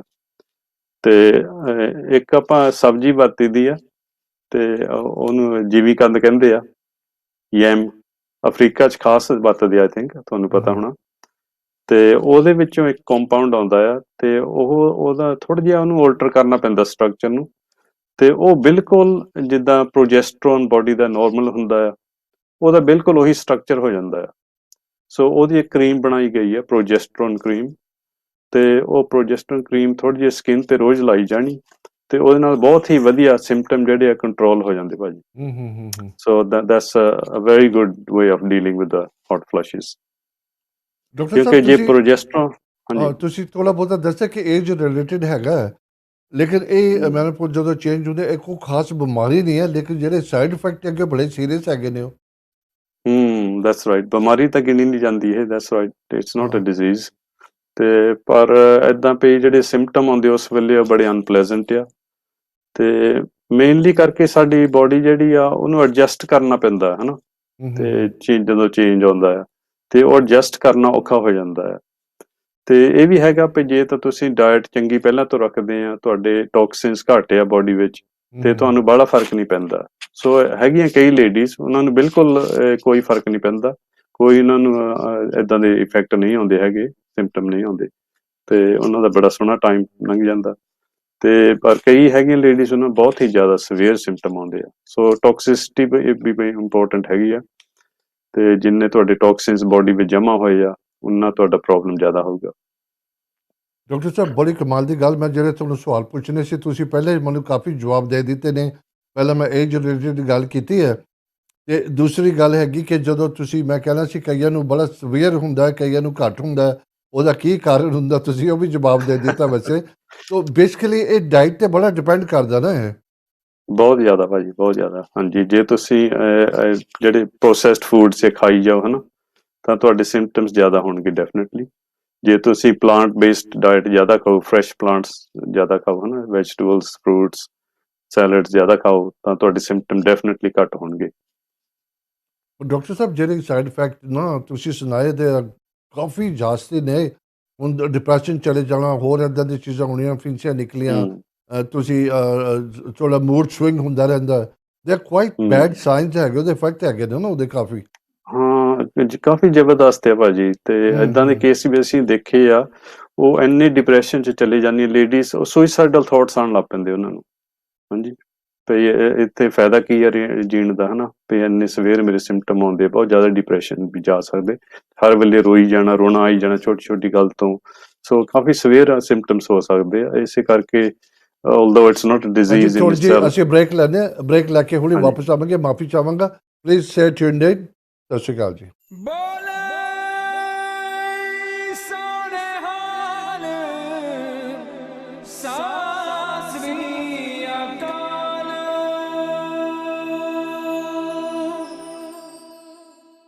Back in the second part, ਅਗਰ ਤੁਸੀਂ ਹੁਣੇ ਦੇਖਣਾ ਸ਼ੁਰੂ ਕੀਤਾ, ਡਾਕਟਰ ਬੈਂਸ, ਰਾਜ ਬੈਂਸ ਦੇ ਨਾਲ ਮੈਨੋਪੌਜ਼ ਦੀ ਅਸੀਂ ਗੱਲ ਕਰਦੇ ਹਾਂ। ਮੈਂ ਫਿਰ ਜ਼ਰਾ ਨੰਬਰ ਰਿਪੀਟ ਕਰ ਦਿੰਦਾ ਬਿਫੋਰ ਅਸੀਂ ਸ਼ੋਅ ਅੱਗੇ ਲੈ ਕੇ ਜਾਈਏ। 0121551001। ਪਲੀਜ਼ ਕਾਲ ਕਰੋ। ਮੈਂ ਹਮੇਸ਼ਾ ਕਹਿੰਦਾ ਕੋਈ ਸਵਾਲ ਹੈਗਾ ਤਾਂ ਸ਼ੋਅ ਦੇ ਦਰਮਿਆਨ ਕਾਲ ਕਰੋ ਤਾਂ ਕਿ ਮੈਂ ਡਾਕਟਰ ਜੀ ਨੂੰ ਪੁੱਛ ਪਾਵਾਂ। ਜੀ ਡਾਕਟਰ ਜੀ। ਹਾਂ, ਗੱਲ ਕਰ ਰਹੇ ਸੀ ਵੀ ਜਿਹੜਾ ਹਾਂਜੀ ਡਾਕਟਰ ਸਾਹਿਬ। ਲੇਡੀਜ਼ ਹਾਂਜੀ ਨੂੰ, ਹਾਂਜੀ ਲੇਡੀਜ਼ ਨੂੰ ਡਿਪਰੈਸ਼ਨ ਹੋ ਜਾਂਦਾ ਹੈ, ਮੂਡ ਖਰਾਬ ਹੋ ਜਾਂਦੀ ਉਹਨਾਂ ਦੀ, ਹਾਂ ਹਾਂ। ਤੇ ਉਹ ਉੱਥੇ ਹੋਮਿਓਪੈਥੀ ਦਵਾਈਆਂ ਜਿਹੜੀਆਂ ਉਹ ਖਾਸ ਬਹੁਤ ਹੀ ਵਧੀਆ ਕੰਮ ਕਰਦੀਆਂ, ਤੇ ਬਹੁਤ ਹੀ ਕੇਸ ਇੱਦਾਂ ਦੇ ਦੇਖੀ ਦੇ ਅਸੀਂ। ਤੇ ਉਹਨਾਂ ਦੀ ਜਿਹੜੀ ਡਿਪਰੈਸ਼ਨ ਆ ਹੋਮਿਓਪੈਥੀ ਦਵਾਈ ਨਾਲ ਚੱਕ ਹੋ ਜਾਂਦੀ ਹੈ, ਤੇ ਮੂਡ ਵਿੱਚ ਬਹੁਤ ਹੀ ਜ਼ਿਆਦਾ ਇੰਪਰੂਵਮੈਂਟ ਆ ਜਾਂਦਾ ਹੈ। ਤੇ ਹੋਰ ਬਾਕੀ ਜਿਹੜੀ ਪ੍ਰੋਜੈਸਟਰੋਨ ਕਰੀਮ ਮੈਂ ਮੈਂਸ਼ਨ ਕੀਤੀ ਸੀਗੀ, ਉਹ ਬਹੁਤ ਹੀ ਹੈਲਪ ਕਰਦੀ ਹੈ। ਤੇ ਜਿੱਦਾਂ ਜਿਨ੍ਹਾਂ ਦੀ ਨੀਂਦ ਖਰਾਬ ਹੋ ਜਾਂਦੀ ਆ, ਤੇ ਉਹਨਾਂ ਦੀ ਨੀਂਦ ਵੀ ਠੀਕ ਹੋ ਜਾਂਦੀ ਪ੍ਰੋਜੈਸਟਰੋਨ ਕਰੀਮ ਦੇ ਨਾਲ। ਤੇ ਇਹ ਵੀ ਹੁੰਦਾ ਵੀ ਕਹਿੰਦੇ ਹੁੰਦੇ ਵੀ ਜਦੋਂ ਮੈਨੋਪੌਜ਼ ਹੋ ਜਾਂਦਾ ਆ, ਉਹ ਈਸਟ੍ਰੋਜਨ ਦੀ ਘਾਟ ਦੇ ਨਾਲ ਤੁਹਾਡੀ ਹੱਡੀਆਂ ਵੀ ਪਤਲੀਆਂ ਹੋਣ ਲੱਗ ਪੈਂਦੀਆਂ, ਤੇ ਉੱਥੇ ਵੀ ਪ੍ਰੋਜੈਸਟਰੋਨ ਜਿਹੜੀ ਆ ਹੈਲਪ ਕਰਦੀ ਆ, ਉਹ ਹੱਡੀਆਂ ਫੇਰ ਮਜ਼ਬੂਤ ਹੋ ਜਾਂਦੀਆਂ। ਤੇ ਬਾਕੀ ਜਿਹੜੀ ਕਾਮ ਵਾਸ਼ਨਾ ਆ ਉਹਨੂੰ ਵੀ ਫਰਕ ਪੈ ਜਾਂਦਾ ਪ੍ਰੋਜੈਸਟਰੋਨ ਦੇ ਨਾਲ। ਤੇ ਸਕਿਨ ਏਜਿੰਗ, ਜਿਹੜੀ ਵੇਟ ਗੇਨ ਹੋਣੀ, ਤੇ ਉਹ ਵੀ ਸਾਰੇ ਠੀਕ ਹੋ ਜਾਂਦੇ ਪ੍ਰੋਜੈਸਟਰੋਨ ਕਰੀਮ ਦੇਣ ਦੇ ਨਾਲ। ਹਾਂਜੀ ਤੇ ਡਾਕਟਰ ਸਾਹਿਬ ਇਹ ਜਿੱਦਾਂ ਤੁਸੀਂ ਦੱਸ ਕੇ ਹਟੇ ਹੋ, ਕਾਫੀ ਤਾਂ ਤੁਸੀਂ ਜਵਾਬ ਦੇ ਵੀ ਦਿੱਤਾ ਹੈ ਕਿ ਜਾਸਤੀ ਡਾਈਟ 'ਤੇ ਬੜਾ ਡਿਪੈਂਡ ਕਰਦਾ ਹੈ। ਕਈਆਂ ਨੂੰ ਬਿਲਕੁਲ ਨਹੀਂ ਪਤਾ ਲੱਗਦਾ, ਬੜੀ ਸਮੂਥਲੀ ਉਹਨਾਂ ਦਾ ਟਾਈਮ ਨਿਕਲ ਜਾਂਦਾ, ਕਈਆਂ ਨੂੰ ਬੜੇ ਸਵੇਰ ਹੋ ਜਾਂਦਾ। ਸੋ ਬੇਸਿਕਲੀ ਉਹਦਾ ਜ਼ਿਆਦਾ ਖੁਰਾਕ ਨਾਲ ਹੀ ਹੋਇਆ ਨਾ ਫਿਰ ਉਹ। ਹਾਂਜੀ, ਜ਼ਿਆਦਾ ਡਾਈਟ ਦਾ ਅਸਰ ਹੁੰਦਾ ਹੈ। ਤੇ ਕਿਉਂਕਿ ਇੱਥੇ ਤੁਹਾਨੂੰ ਪਤਾ ਪਏ ਫਾਸਟ ਫੂਡਸ ਜ਼ਿਆਦਾ ਲੋਕੀ ਪਸੰਦ ਕਰਦੇ ਆ, ਤੇ ਈਜ਼ੀ ਰਹਿੰਦਾ ਫਾਸਟ ਫੂਡਸ ਜਿਹੜੇ ਲੈ ਆਓ, ਤੱਤੇ ਕਰਕੇ ਖਾ ਲਓ। ਪ੍ਰੋਸੈਸਡ ਫੂਡਸ ਜਿਹੜੇ ਆ, ਪਰ ਉਹਨਾਂ ਦੇ ਵਿੱਚ ਬਹੁਤ ਕੈਮੀਕਲਸ ਹੁੰਦੇ ਪਾਏ ਹੋ। ਹਾਂਜੀ, ਬਹੁਤ ਟੌਕਸਿਨਸ ਹੁੰਦੇ ਆ, ਤੇ ਇਹ ਤੁਹਾਡੇ ਅੰਦਰ ਜਦੋਂ ਜਮ੍ਹਾਂ ਹੋਈ ਜਾਂਦੇ ਫਿਰ ਕਿਤੇ ਨਾ ਕਿਤੇ ਉਹਨਾਂ ਦਾ ਅਸਰ ਹੋਣਾ ਹੀ ਹੁੰਦਾ ਆ। ਸੋ ਇਹ ਮੈਨੋਪੌਜ਼ ਨੂੰ ਵੀ ਇਫੈਕਟ ਕਰਦੇ ਆ। ਤੇ ਜੇ ਤੁਸੀਂ ਐਕਸਰਸਾਈਜ਼ ਰੈਗੂਲਰ ਲੈਂਦੇ ਆ ਤਾਂ ਉਹਦਾ ਵੀ ਤੁਹਾਨੂੰ ਖਾਸ ਫਾਇਦਾ ਹੈ, ਕਿਉਂਕਿ ਐਕਸਰਸਾਈਜ਼ ਦੇ ਨਾਲ ਫਿਰ ਥੋੜੇ ਬਹੁਤੇ ਟੌਕਸਿਨਸ ਜਿਹੜੇ ਉਹ ਐਕਸਪੈਲ ਹੁੰਦੇ ਰਹਿੰਦੇ ਆ ਬੋਡੀ ਚੋਂ, ਤੇ ਨਹੀਂ ਤਾਂ ਜਮ੍ਹਾਂ ਹੀ ਰਹਿੰਦੇ ਆ। So that's why exercise helps too. Doctor ਸਾਹਿਬ ਅਸੀਂ ਇਹਦੇ 'ਤੇ ਜਾਰੀ ਰੱਖਾਂਗੇ। ਜ਼ਰਾ ਇੱਕ ਮੈਸੇਜ ਆਇਆ, ਮੈਂ ਕੋਸ਼ਿਸ਼ ਕਰਾਂ ਪੜ੍ਹਨ ਦੀ। ਇਟਸ ਵੈਰੀ ਡਿਫੀਕਲਟ ਲਵਰਸ, ਮੇ ਵੀ ਤੁਹਾਨੂੰ ਸਮਝ ਪੈ ਜਾਏਗੀ। ਕੁਛ ਇਹਦੀ ਮਾਊਥ ਦੀ ਬਿਮਾਰੀ ਹੈਗੀ ਹੈ, ਲਿਚਨ ਪਲੈਨਸ। ਹਾਂਜੀ ਸਮਝ ਪੈ ਗਈ? ਹੈਗੀ, ਕਿਆ ਹਾਂਜੀ ਬਾਤ ਹੈ, ਪੈ ਫਿਰ ਗਈ ਕਿਆ ਸਮਝ। ਹਾਂਜੀ ਮੈਨੂੰ ਜਦੋਂ ਪਤਾ ਲੱਗਿਆ, ਮੈਂ ਕਿਹਾ ਡਾਕਟਰ ਜੀ ਨੂੰ ਪਤਾ ਲੱਗ ਜਾਣਾ, ਮੈਂ ਕੋਸ਼ਿਸ਼ ਕਰਦਾ। ਉਹਦੀ ਹਾਂਜੀ ਪ੍ਰੋਨਾਂਸੀਏਸ਼ਨ ਹਾਂਜੀ ਕੀ ਹੈਗੀ ਹੈ ਪਹਿਲਾਂ? How is called? Normally lichen planus ਵੀ ਕਹਿੰਦੇ ਆ, ਕਈ ਲਿਚਨ ਪਲੈਨਸ ਵੀ ਕਹਿ ਲੈਂਦੇ ਆ। ਹਾਂਜੀ, ਹਾਂ ਹਾਂ ਹਾਂ। ਸੋ ਹਾਂਜੀ ਲਾਈਕਨ ਪਲੈਨਸ। ਕਿਸੇ ਤੇ ਲੇਡੀ ਨੂੰ, ਹਾਂ ਤੇ ਮੈਨੂੰ ਉਹਨੇ ਦੱਸਿਆ ਨਹੀਂ ਕਿ ਕਿੰਨੀ ਦੇਰ ਹੋ ਗਈ, ਕੀ ਏਜ ਹਾਂਜੀ ਹੈਗੀ ਹੈ, ਕੀ ਕਾਜ਼, ਉਹਦੇ ਬਾਰੇ ਥੋੜ੍ਹਾ ਸਮਝਾਓਗੇ? ਹਾਂਜੀ ਹਾਂਜੀ, ਇਹ ਵੈਰੀ ਨਾਸਟੀ ਪ੍ਰੋਬਲਮ ਆ ਇਹ, ਸਪੈਸ਼ਲੀ ਜਦੋਂ ਮੂੰਹ ਵਿੱਚ ਹੋ ਜਾਂਦਾ, ਤੇ ਹੋਰ ਬੋਡੀ ਤੇ ਵੀ ਹੋ ਸਕਦਾ ਹੈ, ਕਿਤੇ ਵੀ ਹੋ ਸਕਦਾ ਲਾਈਕਨ ਪਲੈਨਸ। ਪਰ ਜਿਹੜਾ ਮੂੰਹ 'ਚ ਹੁੰਦਾ, ਇਦਾਂ ਦੇ ਕਈ ਕੇਸ ਆਏ ਸਾਡੇ ਕੋਲ, ਉਹ ਠੀਕ ਵੀ ਹੋਏ ਆ, ਤੇ ਬਹੁਤ ਰਿਲੀਫ ਉਹਨਾਂ ਨੂੰ ਮਿਲਿਆ। ਕਰਕੇ ਉਹ ਜਿਹੜੀ ਫਿਰ ਅੰਦਰ ਛਾਲੇ ਪੈ ਜਾਂਦੇ ਆ ਮੂੰਹ ਦੇ। ਹਾਂਜੀ, ਸਾਰੀ ਜਿਹੜੀ ਲਾਈਨਿੰਗ ਆ ਮੂੰਹ ਦੀ, ਉਹ 'ਚ ਸੋਜ ਪੈ ਜਾਂਦੀ, ਤੇ ਛਾਲੇ ਪੈ ਜਾਂਦੇ, ਬਲੀਡਿੰਗ ਵੀ ਹੋਣ ਲੱਗ ਪੈਂਦੀ ਆ, ਗਮਸ ਵਿੱਚ ਵੀ ਬਲੀਡਿੰਗ ਹੋ ਸਕਦੀ ਆ। ਤੇ ਉਹ ਜਦੋਂ ਨਹੀਂ ਕੁਝ ਖਾਣਾ ਆ, ਤੇ ਅੰਦਰ ਲੱਗਦਾ ਆ ਜੋ ਕੁਝ ਫੂਡ ਮੂੰਹ 'ਚ ਪਾਉਂਦੇ ਆ ਨਾ, ਨੈਚੁਰਲੀ ਤੇ ਹਾਂਜੀ। ਬਹੁਤ ਹੀ ਡਿਫਿਕਲਟ ਹੋ ਜਾਂਦਾ ਹੈ। ਤੇ ਇਹਦੇ ਕਰਕੇ ਵੀ ਲੇਡੀ ਡਿਪਰੈਸ਼ਨ ਵਿੱਚ ਚਲੇ ਜਾਂਦੀ ਹੈ, ਤੇ ਬਹੁਤ ਹੀ ਉਦਾਸ ਹੋ ਜਾਂਦੀ ਆ ਵੀ ਕੀ ਹਾਲ ਹੋ ਗਿਆ, ਤੇ ਪੇਨਫੁਲ ਹੁੰਦਾ ਹੈ, ਕਿਉਂਕਿ ਲੱਗਦਾ ਹਰ ਵੇਲੇ ਜਾ ਕੁਛ ਮੂੰਹ 'ਚ ਪਾਉਣਾ। ਤੇ ਬਹੁਤ ਨਾਸਟੀ ਕੰਡੀਸ਼ਨ ਹੈ ਇਹ, ਤੇ ਇਹਨੂੰ ਲਾਈਕਨ ਪਲੈਨਸ ਕਿਹਾ ਜਾਂਦਾ। ਤੇ ਪਰ ਇਹਦਾ ਹੋਮਿਓਪੈਥੀ ਨਾਲ ਇਲਾਜ ਹੈਗਾ, ਐਲੋਪੈਥੀ ਵਿੱਚ ਕੋਈ ਇਲਾਜ ਨਹੀਂ ਹੈਗਾ। ਵੱਧ ਤੋਂ ਵੱਧ ਉਹ ਸਟੈਰੋਇਡਸ ਦੇ ਦੇਣਗੇ, ਤੇ ਸਟੈਰੋਇਡ ਦੇ ਤੁਹਾਨੂੰ ਪਤਾ ਹੀ ਹੈ ਬਹੁਤ ਹੀ ਆਪਣੇ ਸਾਈਡ ਇਫੈਕਟਸ ਹੁੰਦੇ ਆ ਤੇ ਅੱਛਾ ਉਹ ਵੀ ਲਗਾਤਾਰ ਤੁਸੀਂ ਹਾਂਜੀ ਹੋਮਿਓਪੈਥੀ ਚ ਇਲਾਜ ਹੈਗਾ ਇਹਦਾ ਹੈ? ਹਾਂਜੀ ਹਾਂਜੀ ਇਸ ਕੀਤੇ ਆ ਕੇਸ, ਕਈ ਕੇਸ ਠੀਕ ਹੋਏ ਆ, ਬਹੁਤ ਹੀ ਵਧੀਆ ਰਿਜ਼ਲਟ ਆਇਆ। ਹਾਂਜੀ ਡਾਕਟਰ ਸਾਹਿਬ ਹੁੰਦਾ ਕਿਉਂ? How does it start? ਕਿ ਕਿਸ ਕਰਕੇ ਹੁੰਦਾ ਹੈ? ਹਾਂਜੀ ਮੇਰਾ ਖਿਆਲ ਆ ਵੀ ਇਹ ਇਮੋਸ਼ਨਲ ਕਾਜ਼ਸ ਤੋਂ ਸ਼ੁਰੂ ਹੁੰਦਾ ਜ਼ਿਆਦਾ ਜੀ।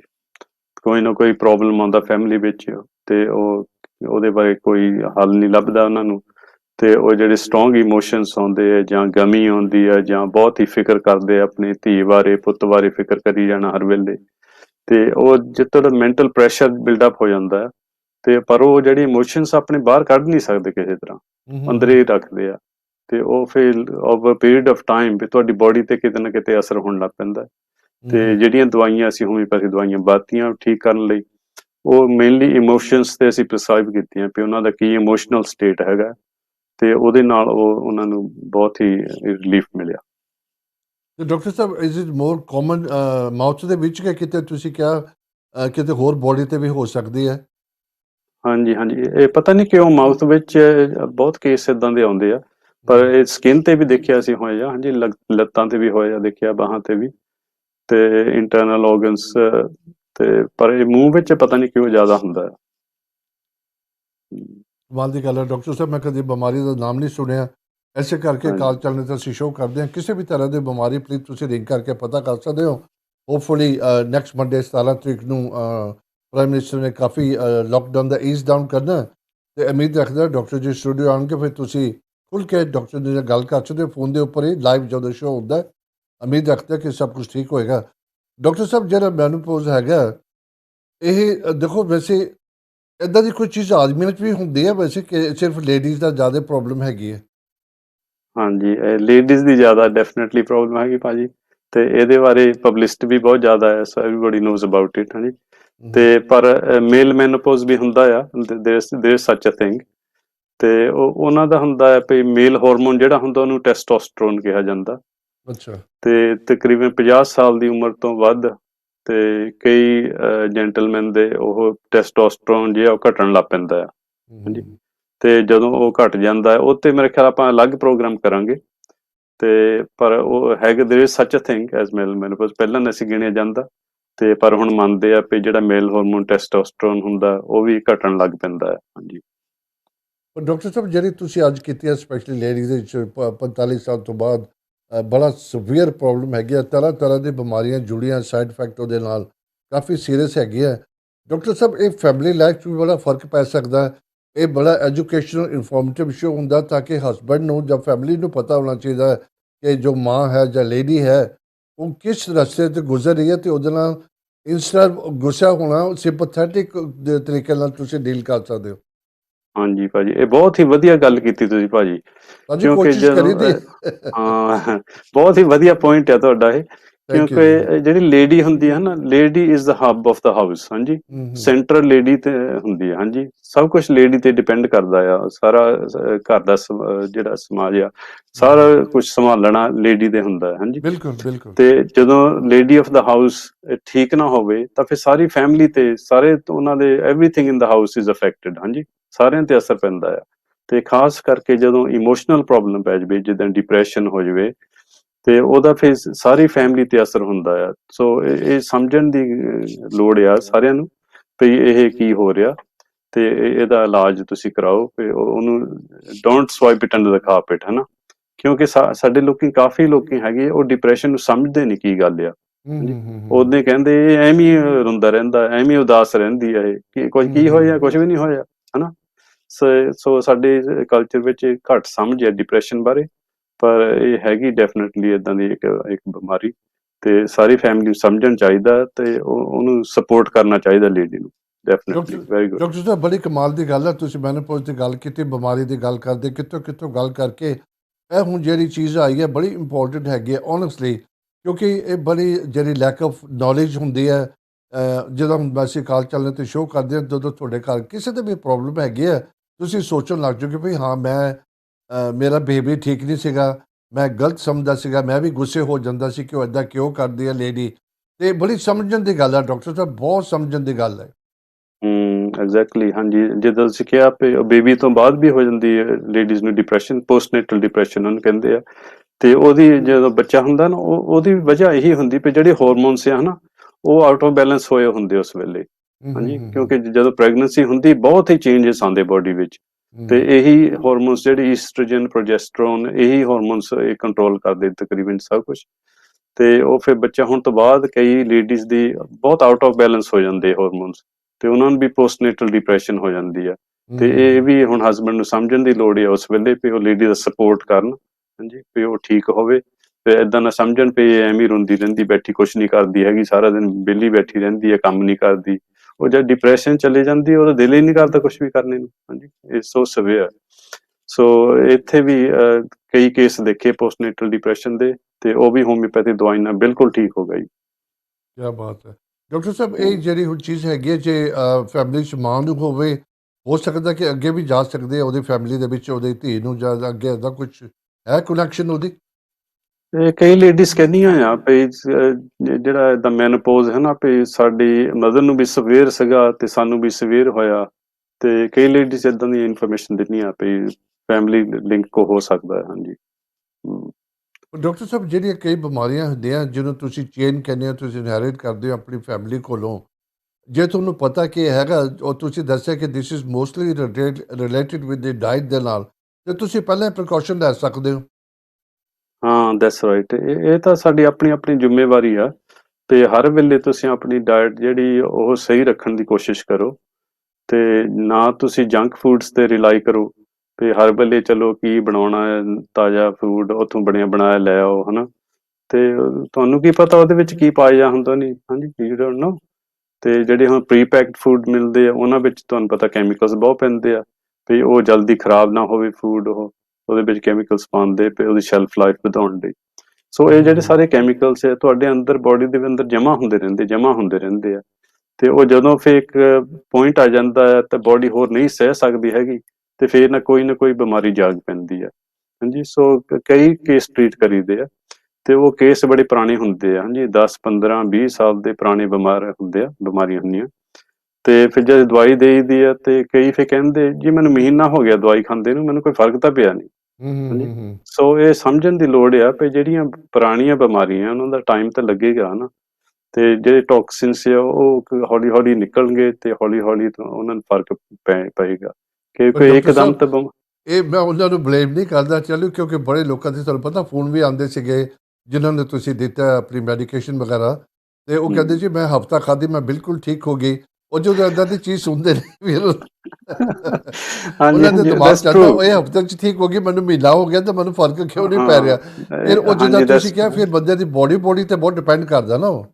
ਹਾਂਜੀ ਹਾਂਜੀ, ਬੋਡੀ ਤੇ ਡਿਪੈਂਡ ਕਰਦਾ ਹੈ। ਤੇ ਕਈ ਵਾਰੀ ਭਾਜੀ ਹੋਮਿਓਪੈਥਿਕ ਦਵਾਈ ਜਿਹੜੀ ਆ ਇਹ ਇੱਕ ਵਾਰੀ ਚਮਤਕਾਰ ਕਰ ਦਿੰਦੀ, ਕਈ ਵਾਰੀ ਆਈ ਡੋਂਟ ਅੰਡਰਸਟੈਂਡ ਇਟ, ਪਰ ਹਾਂ, ਕਈ ਵਾਰੀ ਇਹ ਬਹੁਤ ਹੀ ਜ਼ਿਆਦਾ ਲੱਗਦੀ ਹੈ ਇਹ ਦਵਾਈ, ਤੇ ਕਈ ਵਾਰੀ ਲੋਕਾਂ ਨੂੰ ਇੱਕਦਮ ਹੀ ਫਰਕ ਪੈਣ ਲੱਗ ਪੈਂਦਾ ਆ, ਤੇ ਉਹ ਵੀ ਖੁਸ਼ ਹੁੰਦੇ ਤੇ ਅਸੀਂ ਵੀ ਖੁਸ਼ ਹੁੰਦੇ ਪਏ ਇਹਨੂੰ ਇੱਕਦਮ ਫਰਕ ਪੈ ਗਿਆ। ਹਾਂਜੀ, ਵੈਰੀ ਨਾਈਸ। ਪਰ ਹਰੇਕ ਕੇਸ ਵਿੱਚ ਨਹੀਂ ਏਦਾਂ ਹੁੰਦਾ ਹੈਗਾ, ਕਈ ਕੇਸ ਹੈਗੇ ਆ ਉਹ ਬਹੁਤ ਡੂੰਘੇ ਹੁੰਦੇ ਆ, ਤੇ ਜਿੱਦਾਂ ਲਾਈਕਨ ਪਲੈਨਸ ਤੁਸੀਂ ਦੱਸੀ ਬਿਮਾਰੀ ਹੈ, ਬੜੀ ਸਵੇਅਰ ਬਿਮਾਰੀ ਹੈ, ਬਹੁਤ ਡੂੰਘੀ ਬਿਮਾਰੀ ਹੈ, ਤੇ ਕਈ ਕੇਸ ਹੈਗੇ ਆ ਵੀ ਇੱਦਾਂ ਦੇ ਉਹ ਇੱਕਦਮ ਠੀਕ ਹੋਣ ਲੱਗ ਪੈਂਦੇ ਆ, ਪਰ ਕਈਆਂ ਨੂੰ ਚਿਰ ਲੱਗਦਾ ਆ। ਹਾਂਜੀ, ਸੋ ਇਹ ਅਸੀਂ ਨਹੀਂ ਕਹਿ ਸਕਦੇ, ਸਾਡੇ ਹੱਥ ਨਹੀਂ ਹੈਗਾ ਵੀ ਉਹਨੂੰ ਜਲਦੀ ਠੀਕ ਕਰਦੇ ਜਾਂ ਸਲੋ ਠੀਕ ਕਰੀਏ, ਤੇ ਇਹ ਤਾਂ ਦਵਾਈ ਤੇ ਡਿਪੈਂਡ ਕਰਦਾ, ਤੇ ਉਹਨਾਂ ਦੀ ਬੋਡੀ ਤੇ ਡਿਪੈਂਡ ਕਰਦਾ ਕਿੰਨੇ ਕੁ ਉਹਨਾਂ ਟੌਕਸਿਨ ਜਮ੍ਹਾਂ ਹੋਏ ਆ। ਹਾਂਜੀ, ਸੋ ਇਟਸ ਇੱਕ ਨਾਟ। ਡਾਕਟਰ ਸਾਹਿਬ, ਇੱਕ ਬੋਡੀ ਤੇ ਡਿਪੈਂਡ ਕਰਦਾ, ਇੱਕ ਤੁਹਾਡਾ ਮਾਈਂਡ ਬੜਾ ਪੋਜ਼ਿਟਿਵ ਹੋਣਾ ਚਾਹੀਦਾ ਹੈ। ਅਗਰ ਜੇ ਤੁਹਾਡੇ ਹਾਂ ਸਾਰਾ ਟਾਈਮ ਤੁਸੀਂ ਨੈਗੇਟਿਵ ਸੋਚਦੇ ਹੋ, ਤੇ ਉਹ ਵੀ ਕੰਮ ਨਹੀਂ ਨਾ ਕਰਦੀ ਚੀਜ਼ ਫਿਰ। ਹਾਂਜੀ ਹਾਂਜੀ, ਦੈਟਸ ਰਾਈਟ ਯਾ। ਤੇ ਜੇ ਪੋਜ਼ਿਟਿਵ ਰਹੋਗੇ ਤਾਂ ਉਹ greater chance of getting better. ਜੇ ਤੁਸੀਂ ਹਰ ਵੇਲੇ ਨੈਗੇਟਿਵ ਆ ਤੇ ਉਹ ਬੋਡੀ ਤੇ ਅਸਰ ਹੁੰਦਾ ਹੈ, ਪਲੇਸੀਬੋ ਇਫੈਕਟ ਉਹਨੂੰ ਕਹਿੰਦੇ ਆ। ਤੇ ਉਹਨੇ ਟੈਸਟ ਕਈ ਸਟੱਡੀਜ਼ ਕੀਤੇ ਆ, ਫੂਕੀਆਂ ਗੋਲੀਆਂ ਦੇਣ ਦੇ ਲੋਕਾਂ ਨੂੰ, ਤੇ ਕਈ ਇੱਕ ਗਰੁੱਪ ਨੂੰ ਜਾਣੀ ਕਿ ਸਹੀ ਦਵਾਈ ਦੇ ਦੇਣੀ, ਇੱਕ ਨੂੰ ਫੋਕੀਆਂ ਗੋਲੀਆਂ ਦੇ ਦੇਣੀਆਂ। ਤੇ ਉਹਨੇ ਦੇਖਿਆ ਜਿਹੜੇ ਫੋਕੀਆਂ ਗੋਲੀਆਂ ਖਾਂਦੇ ਆ ਉਹਨਾਂ ਨੂੰ ਵੀ ਫਰਕ ਪੈਂਦਾ ਆ, ਉਹਨਾਂ ਦੀ ਵੀ ਇੰਪਰੂਵਮੈਂਟ ਹੋ ਜਾਂਦੀ ਆ ਕੁਛ ਪਰਸੈਂਟੇਜ ਵਾਈਜ਼ 30%। ਹਾਂਜੀ, ਸੋ ਮਾਈਂਡ ਓਵਰ ਮੈਟਰ ਡੈਫੀਨਿਟਲੀ ਹੈਗਾ ਆ। ਜੇ ਤੁਸੀਂ ਹਰ ਵੇਲੇ ਸੋਚੀ ਜਾਣਾ ਨਹੀਂ ਕੋਈ ਫਾਇਦਾ ਨਹੀਂ ਖਾਣ ਦਾ, ਇਹ ਦਵਾਈ ਨੇ ਕੰਮ ਹੀ ਨਹੀਂ ਕਰਨਾ ਹੈਗਾ, ਤਾਂ ਉਹ ਫਿਰ ਡੈਫੀਨਿਟਲੀ ਕਿੱਦਾਂ ਕੰਮ ਕਰੇਗੀ ਦਵਾਈ। ਹਾਂਜੀ, ਜਦ ਤੁਸੀਂ ਪੋਜ਼ਿਟਿਵ ਹੀ ਨਹੀਂ ਹੈਗੀ, so that has N effect. ਤੇ ਬਾਕੀ ਹੋਰ ਕਈ ਲੋਕੀ ਹੈਗੇ ਆ ਉਹਨਾਂ ਦੀ ਇੰਪਰੂਵਮੈਂਟ ਸਲੋਲੀ ਹੋਣ ਤਾਂ ਲੱਗ ਪੈਂਦੀ ਆ ਤੇ ਉਹ ਕਹਿੰਦੇ ਨਹੀਂ ਜੀ 2 ਮਹੀਨੇ ਹੋ ਗਏ ਮੈਨੂੰ ਦਵਾਈ ਖਾਂਦੇ ਨੂੰ ਤੇ ਮੈਂ ਹਾਲੇ ਪੂਰਾ ਤਾਂ ਠੀਕ ਹੋਇਆ ਨਹੀਂ। ਉਹਨੂੰ ਪੁੱਛੋ ਵੀ ਕਿੰਨਾ ਕੁ ਫਰਕ ਪੈ ਗਿਆ ਤੁਹਾਨੂੰ 2 ਮਹੀਨੇ 'ਚ? ਅੱਛਾ ਜੀ ਮੈਨੂੰ ਅਬਾਊਟ 50% ਠੀਕ ਹੋ ਗਿਆ। ਹਮ, ਹਾਂਜੀ ਤੇ ਜੇ 50% 2 ਮਹੀਨਿਆਂ 'ਚ ਤੁਹਾਨੂੰ ਹੋ ਗਿਆ ਕੋਈ ਬਹੁਤ ਲੰਬੀ 25 ਸਾਲ ਦੀ ਬਿਮਾਰੀ ਨੂੰ ਦੈਟਸ ਨਾਟ ਬੈਡ। ਹਾਂਜੀ ਦੈਟਸ ਵੈਰੀ ਗੁੱਡ ਇੰਪਰੂਵਮੈਂਟ। ਤੇ ਪਰ ਉਹ ਫਿਰ ਵੀ ਪੁੱਛਣਗੇ ਨਹੀਂ ਮੈਂ ਠੀਕ ਕਦੋਂ ਹੋਣਾ ਆ? ਹਾਂਜੀ ਇਹ ਤਾਂ ਹੁਣ ਹਾਂਜੀ ਡਾਕਟਰ ਜੀ ਵੈਸੇ ਬੜਾ ਮੁਸ਼ਕਿਲ ਹੈ ਸਮਝਾਉਣਾ ਕਿਉਂਕਿ ਜਿੱਦਾਂ ਤੁਸੀਂ ਕਿਹਾ ਬੜੀ ਇੰਪੋਰਟੈਂਟ ਗੱਲ ਹੈ। ਬੋਡੀ ਤੇ ਬਹੁਤ ਡਿਪੈਂਡ ਕਰਦਾ ਹੈ ਕਿ ਤੁਸੀਂ ਰੈਜ਼ਿਸਟੈਂਸ ਕਿੰਨੀ ਹੈਗੀ ਹੈ, ਤੁਹਾਡੀ ਮਾਈਂਡ ਪੋਜ਼ਿਟਿਵ ਹੈਗਾ ਨਹੀਂ ਹੈਗਾ, ਕਿਸੇ ਨੂੰ ਛੇਤੀ ਫਰਕ ਪੈ। ਜਿੱਦਾਂ ਮੈਂ ਹਮੇਸ਼ਾ ਗੱਲ ਕਰਦਾ, ਤੁਸੀਂ ਜਦੋਂ ਪੇਨ ਕਿਲਰ ਲੈਂਦੇ ਹੋ ਕਈ ਬੰਦਾ ਅੱਧੀ ਗੋਲੀ ਲੈਂਦਾ ਕਿ ਇੱਕ ਲੈਂਦਾ, ਮੇਰੇ ਵਰਗਾ 2 ਹਮ ਲੈਂਦਾ ਤਾਂ ਫਰਕ ਪੈਂਦਾ। ਇਹ ਆਪੋ ਆਪਣੀ ਹਾਂ ਬੋਡੀ ਦੀ ਚੀਜ਼ ਹੁੰਦੀ ਹੈ ਨਾ ਸਾਰੀ ਇਹ। ਹਾਂਜੀ ਹਾਂਜੀ ਬਿਲਕੁਲ ਬਿਲਕੁਲ ਤੁਹਾਡੇ ਹਰੇਕ ਦੀ ਬਾਡੀ ਅਲੱਗ ਆ ਹਰੇਕ ਦੀ ਮਾਈਂਡ ਅਲੱਗ ਆ। ਹਾਂਜੀ ਹਮ, ਹਰੇਕ ਦਾ ਰਿਐਕਸ਼ਨ ਬਾਡੀ ਦਾ ਅਲੱਗ ਆ। ਤੇ ਜਿੱਦਾਂ ਤੁਸੀਂ ਕਹਿੰਦੇ ਪਏ ਕਈਆਂ ਨੂੰ ਥੋੜੀ ਜਿਹੀ ਦਵਾਈ ਨਾਲ ਫਰਕ ਪੈ ਜਾਂਦਾ ਹੈ, ਕਈਆਂ ਨੂੰ ਜ਼ਿਆਦਾ ਖਾਣੀ ਪੈਂਦੀ ਆ। ਸੋ ਬਹੁਤ ਬਹੁਤ ਜ਼ਿਆਦਾ ਡਿਫਰੈਂਸ ਹੈ ਹਰੇਕ ਦੇ ਸਰੀਰ ਵਿੱਚ ਡਿਫਰੈਂਸ ਹੈਗਾ ਨੋ ਡਾਊਟ। ਡਾਕਟਰ ਸਾਹਿਬ ਮੈਨੂੰ ਨਹੀਂ ਪਤਾ ਕਿ ਅੱਜ ਲੋਕ ਜਿਹਨੇ ਵੀ ਆਪਣੇ ਵਿਊਅਰਸ ਪ੍ਰੋਗਰਾਮ ਦੇਖਦੇ ਆ ਉਹ ਕੀ ਸਮਝਦੇ ਹੋਣਗੇ। ਅੱਜ ਦਾ ਜਿਹੜਾ ਟੌਪਿਕ ਹੈ ਮੈਨੂੰ ਤੇ ਬਹੁਤ ਇੰਟਰਸਟਿੰਗ ਲੱਗਿਆ। ਚਲੋ ਵਾਈ ਇੱਕ ਤੇ ਤੁਹਾਨੂੰ ਦੱਸਿਆ ਬਿਮਾਰੀ ਕਿਉਂ ਹੁੰਦੀ ਹੈ, ਉਹਦੇ ਸਾਈਡ ਇਫੈਕਟ ਦੱਸੇ ਕੀ ਹੁੰਦੇ ਨੇ ਔਰ ਕਿੰਨੇ ਸੀਰੀਅਸ ਹੁੰਦੇ ਨੇ, ਜਿਹਦੇ ਵਾਲ ਉੱਤਰ ਜਾਣੇ, ਡਿਪਰੈਸ਼ਨ ਚਲੇ ਜਾਣਾ, ਮੂਡ ਸਵਿੰਗ ਹੋਣੀ, ਘਰ ਦੇ ਵਿੱਚ ਐਟਮੋਸਫੇਅਰ ਖਰਾਬ ਹੋ ਜਾਣਾ। ਇਹ ਜੋ ਹਮ ਆਪਣੇ ਆਦਮੀ ਘਰ ਬੈਠੇ ਉਹਨਾਂ ਲਈ ਵੀ ਬੜੇ ਇੱਕ ਇੰਪੋਰਟੈਂਟ ਸ਼ੋਅ ਸੀਗਾ ਕਿ ਤੁਹਾਡੀ ਵੀ ਸਮਝ 'ਚ ਆਏਗਾ ਵੀ ਹਾਂ ਮੈਨੂੰ ਹੋਰ ਤਰੀਕੇ ਨਾਲ ਸੋਚਣਾ ਚਾਹੀਦਾ। ਮੈਂ ਤਾਂ ਇਹ ਕਰਦਾ ਰਿਹਾ ਤੇ ਮੈਂ ਉਹ ਕਰਦਾ ਰਿਹਾ। ਡਾਕਟਰ ਜੀ ਮੈਨੂੰ ਲੱਗਦਾ ਕਿ ਬੜਾ ਇਨਫੋਰਮੇਟਿਵ ਸ਼ੋਅ ਸੀਗਾ। ਆਮ ਸ਼ੋਰ ਲੋਕਾਂ ਦੀ ਬੜੀ ਮਦਦ ਹੋਏਗੀ ਇਹਦੇ ਉੱਪਰ। ਹਾਂਜੀ ਦੈਟਸ ਰਾਈਟ। ਸੋ ਮੇਰੇ ਖਿਆਲ ਕਈ ਜੈਂਟਲਮੈਨ ਹੈਗੇ ਆ ਉਹ ਸੋਚਦੇ ਹੋਣੇ ਆ ਇਹ ਤਾਂ ਮੈਨੋਪੌਜ਼ ਲੇਡੀਜ਼ ਲਈ ਹੈ ਮੈਂ ਕੀ ਦੇਖਣਾ ਹਨਾ ਪ੍ਰੋਗਰਾਮ, ਪਰ ਫਿਰ ਵੀ ਕੁਛ ਨਾ ਕੁਛ ਜ਼ਰੂਰ ਮਿਲ ਜਾਂਦਾ ਆ। ਤੇ ਹਮ, ਇਸੇ ਤਰ੍ਹਾਂ ਜੇ ਆਪਾਂ ਕਿਸੇ ਜੈਂਟਲਮੈਨ ਬਾਰੇ ਸ਼ੋਅ ਕਰਾਂਗੇ ਤਾਂ ਲੇਡੀਜ਼ ਇਹ ਨਾ ਸਮਝਣ ਵੀ ਸਾਨੂੰ ਨਹੀਂ ਕੁਛ ਵੀ ਇੱਥੋਂ ਮਿਲਣਾ ਹੈਗਾ। ਤੇ ਕੁਛ ਨਾ ਕੁਛ ਹਰੇਕ ਵਾਰੀ ਜ਼ਰੂਰ ਮਿਲਦਾ ਹੀ ਆ, ਤੁਹਾਡੇ ਫਾਇਦੇਮੰਦ ਹੁੰਦਾ ਆ। ਤੇ ਹਮ, ਸੋ ਇਗਨੋਰ ਨਹੀਂ ਕਰਨਾ ਚਾਹੀਦਾ। ਤੇ ਜਿੰਨੀ ਵੀ ਇਨਫੋਰਮੇਸ਼ਨ ਦੇਦੀ ਉਹ ਤਕਰੀਬਨ ਕਾਫੀ ਜਨਰਲ ਹੁੰਦੀ ਆ ਕਿ ਡਾਇਟ ਬਾਰੇ, ਵਿਟਾਮਿਨਸ ਬਾਰੇ, ਮਿਨਰਲਸ ਬਾਰੇ। ਉਹ ਤੁਹਾਡੇ ਸਰੀਰ ਤੇ ਹਰੇਕ ਜਿਹੜੇ ਰਿਐਕਸ਼ਨ ਚੱਲ ਰਹੇ ਬਾਇਓਕੈਮੀਕਲ ਰਿਐਕਸ਼ਨ ਉਹਨਾਂ ਤੇ ਅਸਰ ਹੁੰਦਾ ਹੈ। ਤੇ ਇਹ ਜਨਰਲੀ ਤੁਹਾਡੀ ਸਿਹਤ ਲਈ ਬਹੁਤ ਹੀ ਵਧੀਆ ਇਨਫੋਰਮੇਸ਼ਨ ਹੈ। ਪਰ ਡਾਕਟਰ ਸਾਹਿਬ ਇੱਕ ਹੋਰ ਗੱਲ ਜਿਹੜੀ ਤੁਸੀਂ ਮੈਂਸ਼ਨ ਨਹੀਂ ਕੀਤੀ ਮੈਂ ਕਰ ਦਿੰਦਾ ਹਾਂ। ਜਦੋਂ ਤੁਸੀਂ ਸਾਈਡ ਇਫੈਕਟ ਦੱਸੇ ਨੇ ਹਰ ਤਰੀਕੇ ਦਾ, ਡਿਪਰੈਸ਼ਨ ਦਾ, ਮੂਡ ਸਵਿੰਗ ਦਾ, ਵਾਲ ਉੱਤਰ ਜਾਣੇ, ਬੜਾ ਕੁਝ ਹੁੰਦਾ ਹੈ। ਹੂੰ ਉਹਦੇ ਨਾਲ ਬੰਦਾ ਏਜ ਵੀ ਬੜੀ ਛੇਤੀ ਹੋ ਜਾਂਦਾ ਕਿ ਨਹੀਂ? ਦੈਟਸ ਰਾਈਟ ਯਾ। ਐਟਲੀਸਟ ਸੋ ਅਪੀਅਰੈਂਸ ਦੇ ਵਿੱਚ ਤਾਂ ਲੱਗਦਾ ਨਾ ਕਿ ਬੰਦਾ ਕਾਫੀ ਇੱਕਦਮ, ਤੁਸੀਂ ਕਿਸੇ ਦੇਖਦੇ ਤੁਸੀਂ ਕਹਿੰਦੇ ਯਾਰ ਇਹ ਇੱਕਦਮ ਬੁੜਾ ਹੋ ਗਿਆ, ਕੀ ਹੋ ਗਿਆ ਇਹਨੂੰ? ਅਸੀਂ ਸਮਝਦੇ ਨਹੀਂ ਕਿ ਕੀ ਹੋਇਆ ਹੋਏਗਾ, ਲੇਕਿਨ ਅਸੀਂ ਫਟਾਫਟ ਇਦਾਂ ਦੀ ਗੱਲਾਂ ਕਹਿ ਦਿੰਦੇ ਹਾਂ ਜਿਹੜਾ ਬੰਦਿਆਂ ਨੂੰ ਦੁੱਖ ਵੀ ਲੱਗ ਸਕਦਾ ਹੈ ਕਿ ਕਈ ਦਫਾ ਹਾਂ ਤਾਂ ਮੂੰਹ ਤੇ ਲੋਕੀ ਕਹਿ ਦਿੰਦੇ ਯਾਰ ਤੈਨੂੰ ਕੀ ਹੋ ਗਿਆ, ਤੂੰ ਬੜਾ ਬੁੜਾ ਲੱਗਦਾ ਹੈ। ਹਾਂ ਦੈਟਸ ਰਾਈਟ। ਉਹ ਇੱਕਦਮ ਸ਼ੌਕ ਲੱਗਦਾ ਕਈ ਵਾਰੀ ਸ਼ੌਕ ਤੁਹਾਨੂੰ ਲੱਗਦਾ ਕਿਸੇ ਨਾ। ਨੂੰ ਦੇਖ ਕੇ ਹਨਾ ਵੀ ਇਹਨੂੰ ਹੂੰ ਕੀ ਹੋ ਗਿਆ, ਉਦੋਂ ਉਹਦੇ ਫਿਰ ਮੂੰਹ ਚੋਂ ਨਿਕਲ ਜਾਂਦਾ ਵੀ ਭਾਈ ਤੈਨੂੰ ਕੀ ਹੋ ਗਿਆ ਹਨਾ। ਹੂੰ ਤੇ ਬਟ ਇਟਸ ਟਰੂ ਏਜਿੰਗ ਹੁੰਦੀ ਆ ਤੇ ਇਹ ਮੈਨੋਪੌਜ਼ ਵੀ ਕਰਕੇ ਖਾਸ ਲੇਡੀਜ਼ ਨੂੰ ਏਜਿੰਗ ਹੋ ਜਾਂਦੀ ਬਹੁਤ। ਤੇ ਏਜਿੰਗ ਵਾਸਤੇ ਐਂਟੀਆਕਸੀਡੈਂਟਸ ਜਿਹੜੇ ਉਹ ਜ਼ਰੂਰੀ ਆ। ਹਾਂਜੀ ਕਿਉਂਕਿ ਜਿਹੜਾ ਹੂੰ ਏਜਿੰਗ ਪ੍ਰੋਸੈਸ ਆ ਉਹ ਇੱਕ ਆਕਸੀਡੇਸ਼ਨ ਦਾ ਪ੍ਰੋਸੈਸ ਆ। ਤੇ ਉੱਥੇ ਆਕਸੀਜਨ ਦਾ ਰਿਐਕਸ਼ਨ ਚੱਲਦਾ ਜਿੱਦਾਂ ਆਕਸੀਜਨ ਲੋਹੇ ਤੇ ਲੱਗ ਕੇ ਰਸਟ ਲੱਗ ਜਾਂਦਾ ਹੈ ਨਾ, ਜਗਾਲ ਲੱਗ ਹੂੰ ਜਾਂਦਾ ਹੈ। ਉਸ ਇਸੇ ਤਰ੍ਹਾਂ ਬਾਡੀ ਵਿੱਚ ਵੀ ਆਕਸੀਜਨ ਦਾ ਜਿਹੜਾ ਆਕਸੀਡੇਸ਼ਨ ਰਿਐਕਸ਼ਨ ਚੱਲਦੇ ਰਹਿੰਦੇ ਆ ਤੇ ਬਾਡੀ ਦੇ ਸੈੱਲ ਜਿਹੜੇ ਉਹ ਹੌਲੀ ਹੌਲੀ ਡੈਮੇਜ ਹੁੰਦੇ ਰਹਿੰਦੇ ਆ ਤੇ ਉਹ ਫਿਰ ਕਈ ਵਾਰੀ ਰਿਪਲੇਸ ਨਹੀਂ ਹੁੰਦੇ ਥੋੜੇ ਕੀਤੇ। ਤੇ ਇਸੇ ਤਰ੍ਹਾਂ ਫਿਰ ਸਕਿਨ ਜਿਹੜਾ ਉਹ ਵੀ ਏਜਿੰਗ ਹੋਣ ਲੱਗ ਪੈਂਦੀ ਸਕਿਨ ਦੀ। ਤੇ ਇੱਥੇ ਵੀ ਜਿੱਦਾਂ ਆਪਾਂ ਪ੍ਰੋਜੈਸਟਰੋਨ ਕਰੀਮ ਦੱਸੀ ਸੀ ਲੇਡੀਜ਼ ਵਾਸਤੇ ਉਹ ਹੈਲਪ ਕਰਦੀ ਆ ਉਹਨੂੰ ਏਜਿੰਗ ਪ੍ਰੋਸੈਸ ਨੂੰ ਡਿਲੇ ਕਰ ਦਿੰਦੀ ਆ। ਹੂੰ ਤੇ ਕਈਆਂ ਦੇ ਏਜ ਸਪੌਟਸ ਹੋ ਜਾਂਦੇ ਆ ਹੱਥਾਂ ਤੇ, ਤੁਸੀਂ ਦੇਖਦੇ ਬਰਾਊਨ ਸਪੌਟਸ ਹੋ ਜਾਂਦੇ ਆ। ਇਹ ਏਜਿੰਗ ਸਪੌਟਸ ਇਹਨਾਂ ਨੂੰ ਕਹਿੰਦੇ ਇਸੇ ਕਰਕੇ ਹੁੰਦੇ ਆਕਸੀਡੇਸ਼ਨ ਕਰਕੇ। ਤੇ ਇੱਥੇ ਐਂਟੀਆਕਸੀਡੈਂਟਸ ਵਰਤੋ ਨਾ ਸਪਲੀਮੈਂਟ ਤੇ ਉਹ ਜ਼ਰੂਰ ਹੈਲਪ ਕਰਦੇ ਆ। ਡਾਕਟਰ ਸਾਹਿਬ ਥੋੜਾ ਜਿਹਾ ਡਿਫਰੈਂਟ ਟੌਪਿਕ ਮੇ ਬੀ ਇਹਦੇ ਨਾਲ ਕਨੈਕਟਡ ਹੈਗਾ।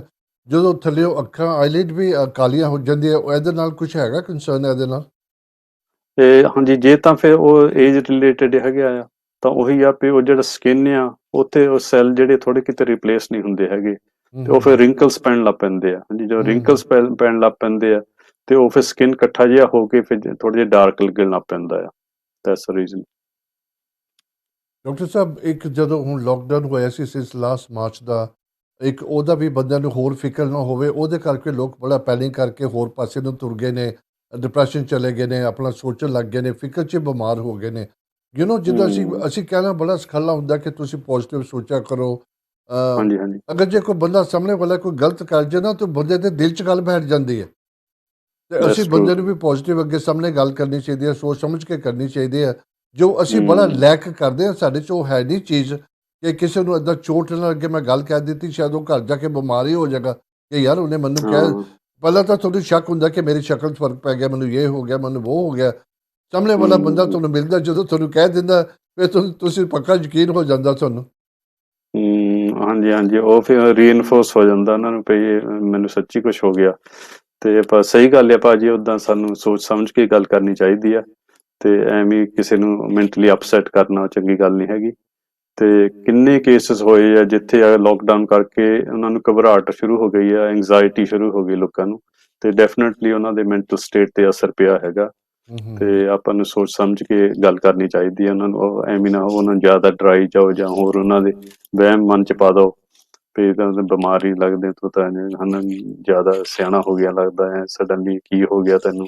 ਸੋ ਕੇਅਰਫੁਲ ਹੋਣਾ ਚਾਹੀਦਾ ਵੀ ਕੀ ਕਿਹੜੇ ਸ਼ਬਦ ਮੂੰਹ ਚੋਂ ਕੱਢਣੇ। ਹਾਂਜੀ ਡਾਕਟਰ ਸਾਹਿਬ, ਜਿਹੜੀ ਮੈਂ ਡਾਈਟ ਦੀ ਗੱਲ ਕਰਾਂ, ਥੋੜ੍ਹਾ ਜਿਹਾ ਮੇਰੇ ਦਿਮਾਗ 'ਚ ਗੱਲ ਆਈ ਹੈ। ਹੁਣ ਜੇ ਤੁਸੀਂ ਸਾਰੀ ਉਮਰ ਉੱਦਾਂ ਦਾ ਖਾਣਾ ਤੁਸੀਂ ਖਾਂਦੇ ਰਹੇ ਹੋ, ਜਿਹੜਾ ਤੁਹਾਨੂੰ ਉਹ ਪ੍ਰੋਬਲਮ ਸਟਾਰਟ ਹੋ ਗਈ ਹੈ। ਅਗਰ ਤੁਸੀਂ 40-45 ਸਾਲ ਦੇ ਹੋ ਗਏ, ਤੁਹਾਨੂੰ ਪਤਾ ਕਿ ਤੁਹਾਨੂੰ ਸ਼ਾਇਦ ਹੁਣ ਹਾਰਮੋਨ ਥੋੜ੍ਹੇ ਚੇਂਜ ਹੋ ਸਕਦੇ ਨੇ, ਤੁਸੀਂ ਫੇਰ ਡਾਈਟ ਚੇਂਜ ਕਰਦੇ ਹੋ, ਉਹ ਤਾਂ ਕੰਮ ਬਹੁਤ ਲੇਟ ਹੋ ਗਿਆ ਨਾ, ਕਿਉਂਕਿ ਜੋ ਨੁਕਸਾਨ ਸੀ ਉਹ ਤਾਂ ਪਹਿਲਾਂ ਪਹੁੰਚ ਗਿਆ ਸਾਰਾ। ਹੋ ਸਕਦਾ ਵੀ ਕਿਉਂਕਿ ਕਈਆਂ ਦੀਆਂ ਬੋਡੀਆਂ ਹੁੰਦੀਆਂ ਬੜੀਆਂ ਰਿਜ਼ੀਲੀਅੰਟ ਹੁੰਨਾ।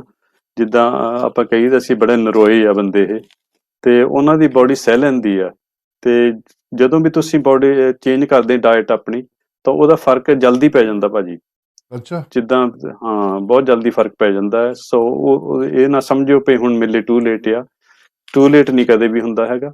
ਤੁਸੀਂ ਜਦੋਂ ਵੀ ਆਪਣੀ ਡਾਇਟ ਚੇਂਜ ਕਰ ਲਓਗੇ, ਉਹਦਾ ਤੁਹਾਨੂੰ ਬੈਨੀਫਿਟ ਮਿਲਣ ਲੱਗ ਪਏਗਾ ਉਸੇ ਵੇਲੇ।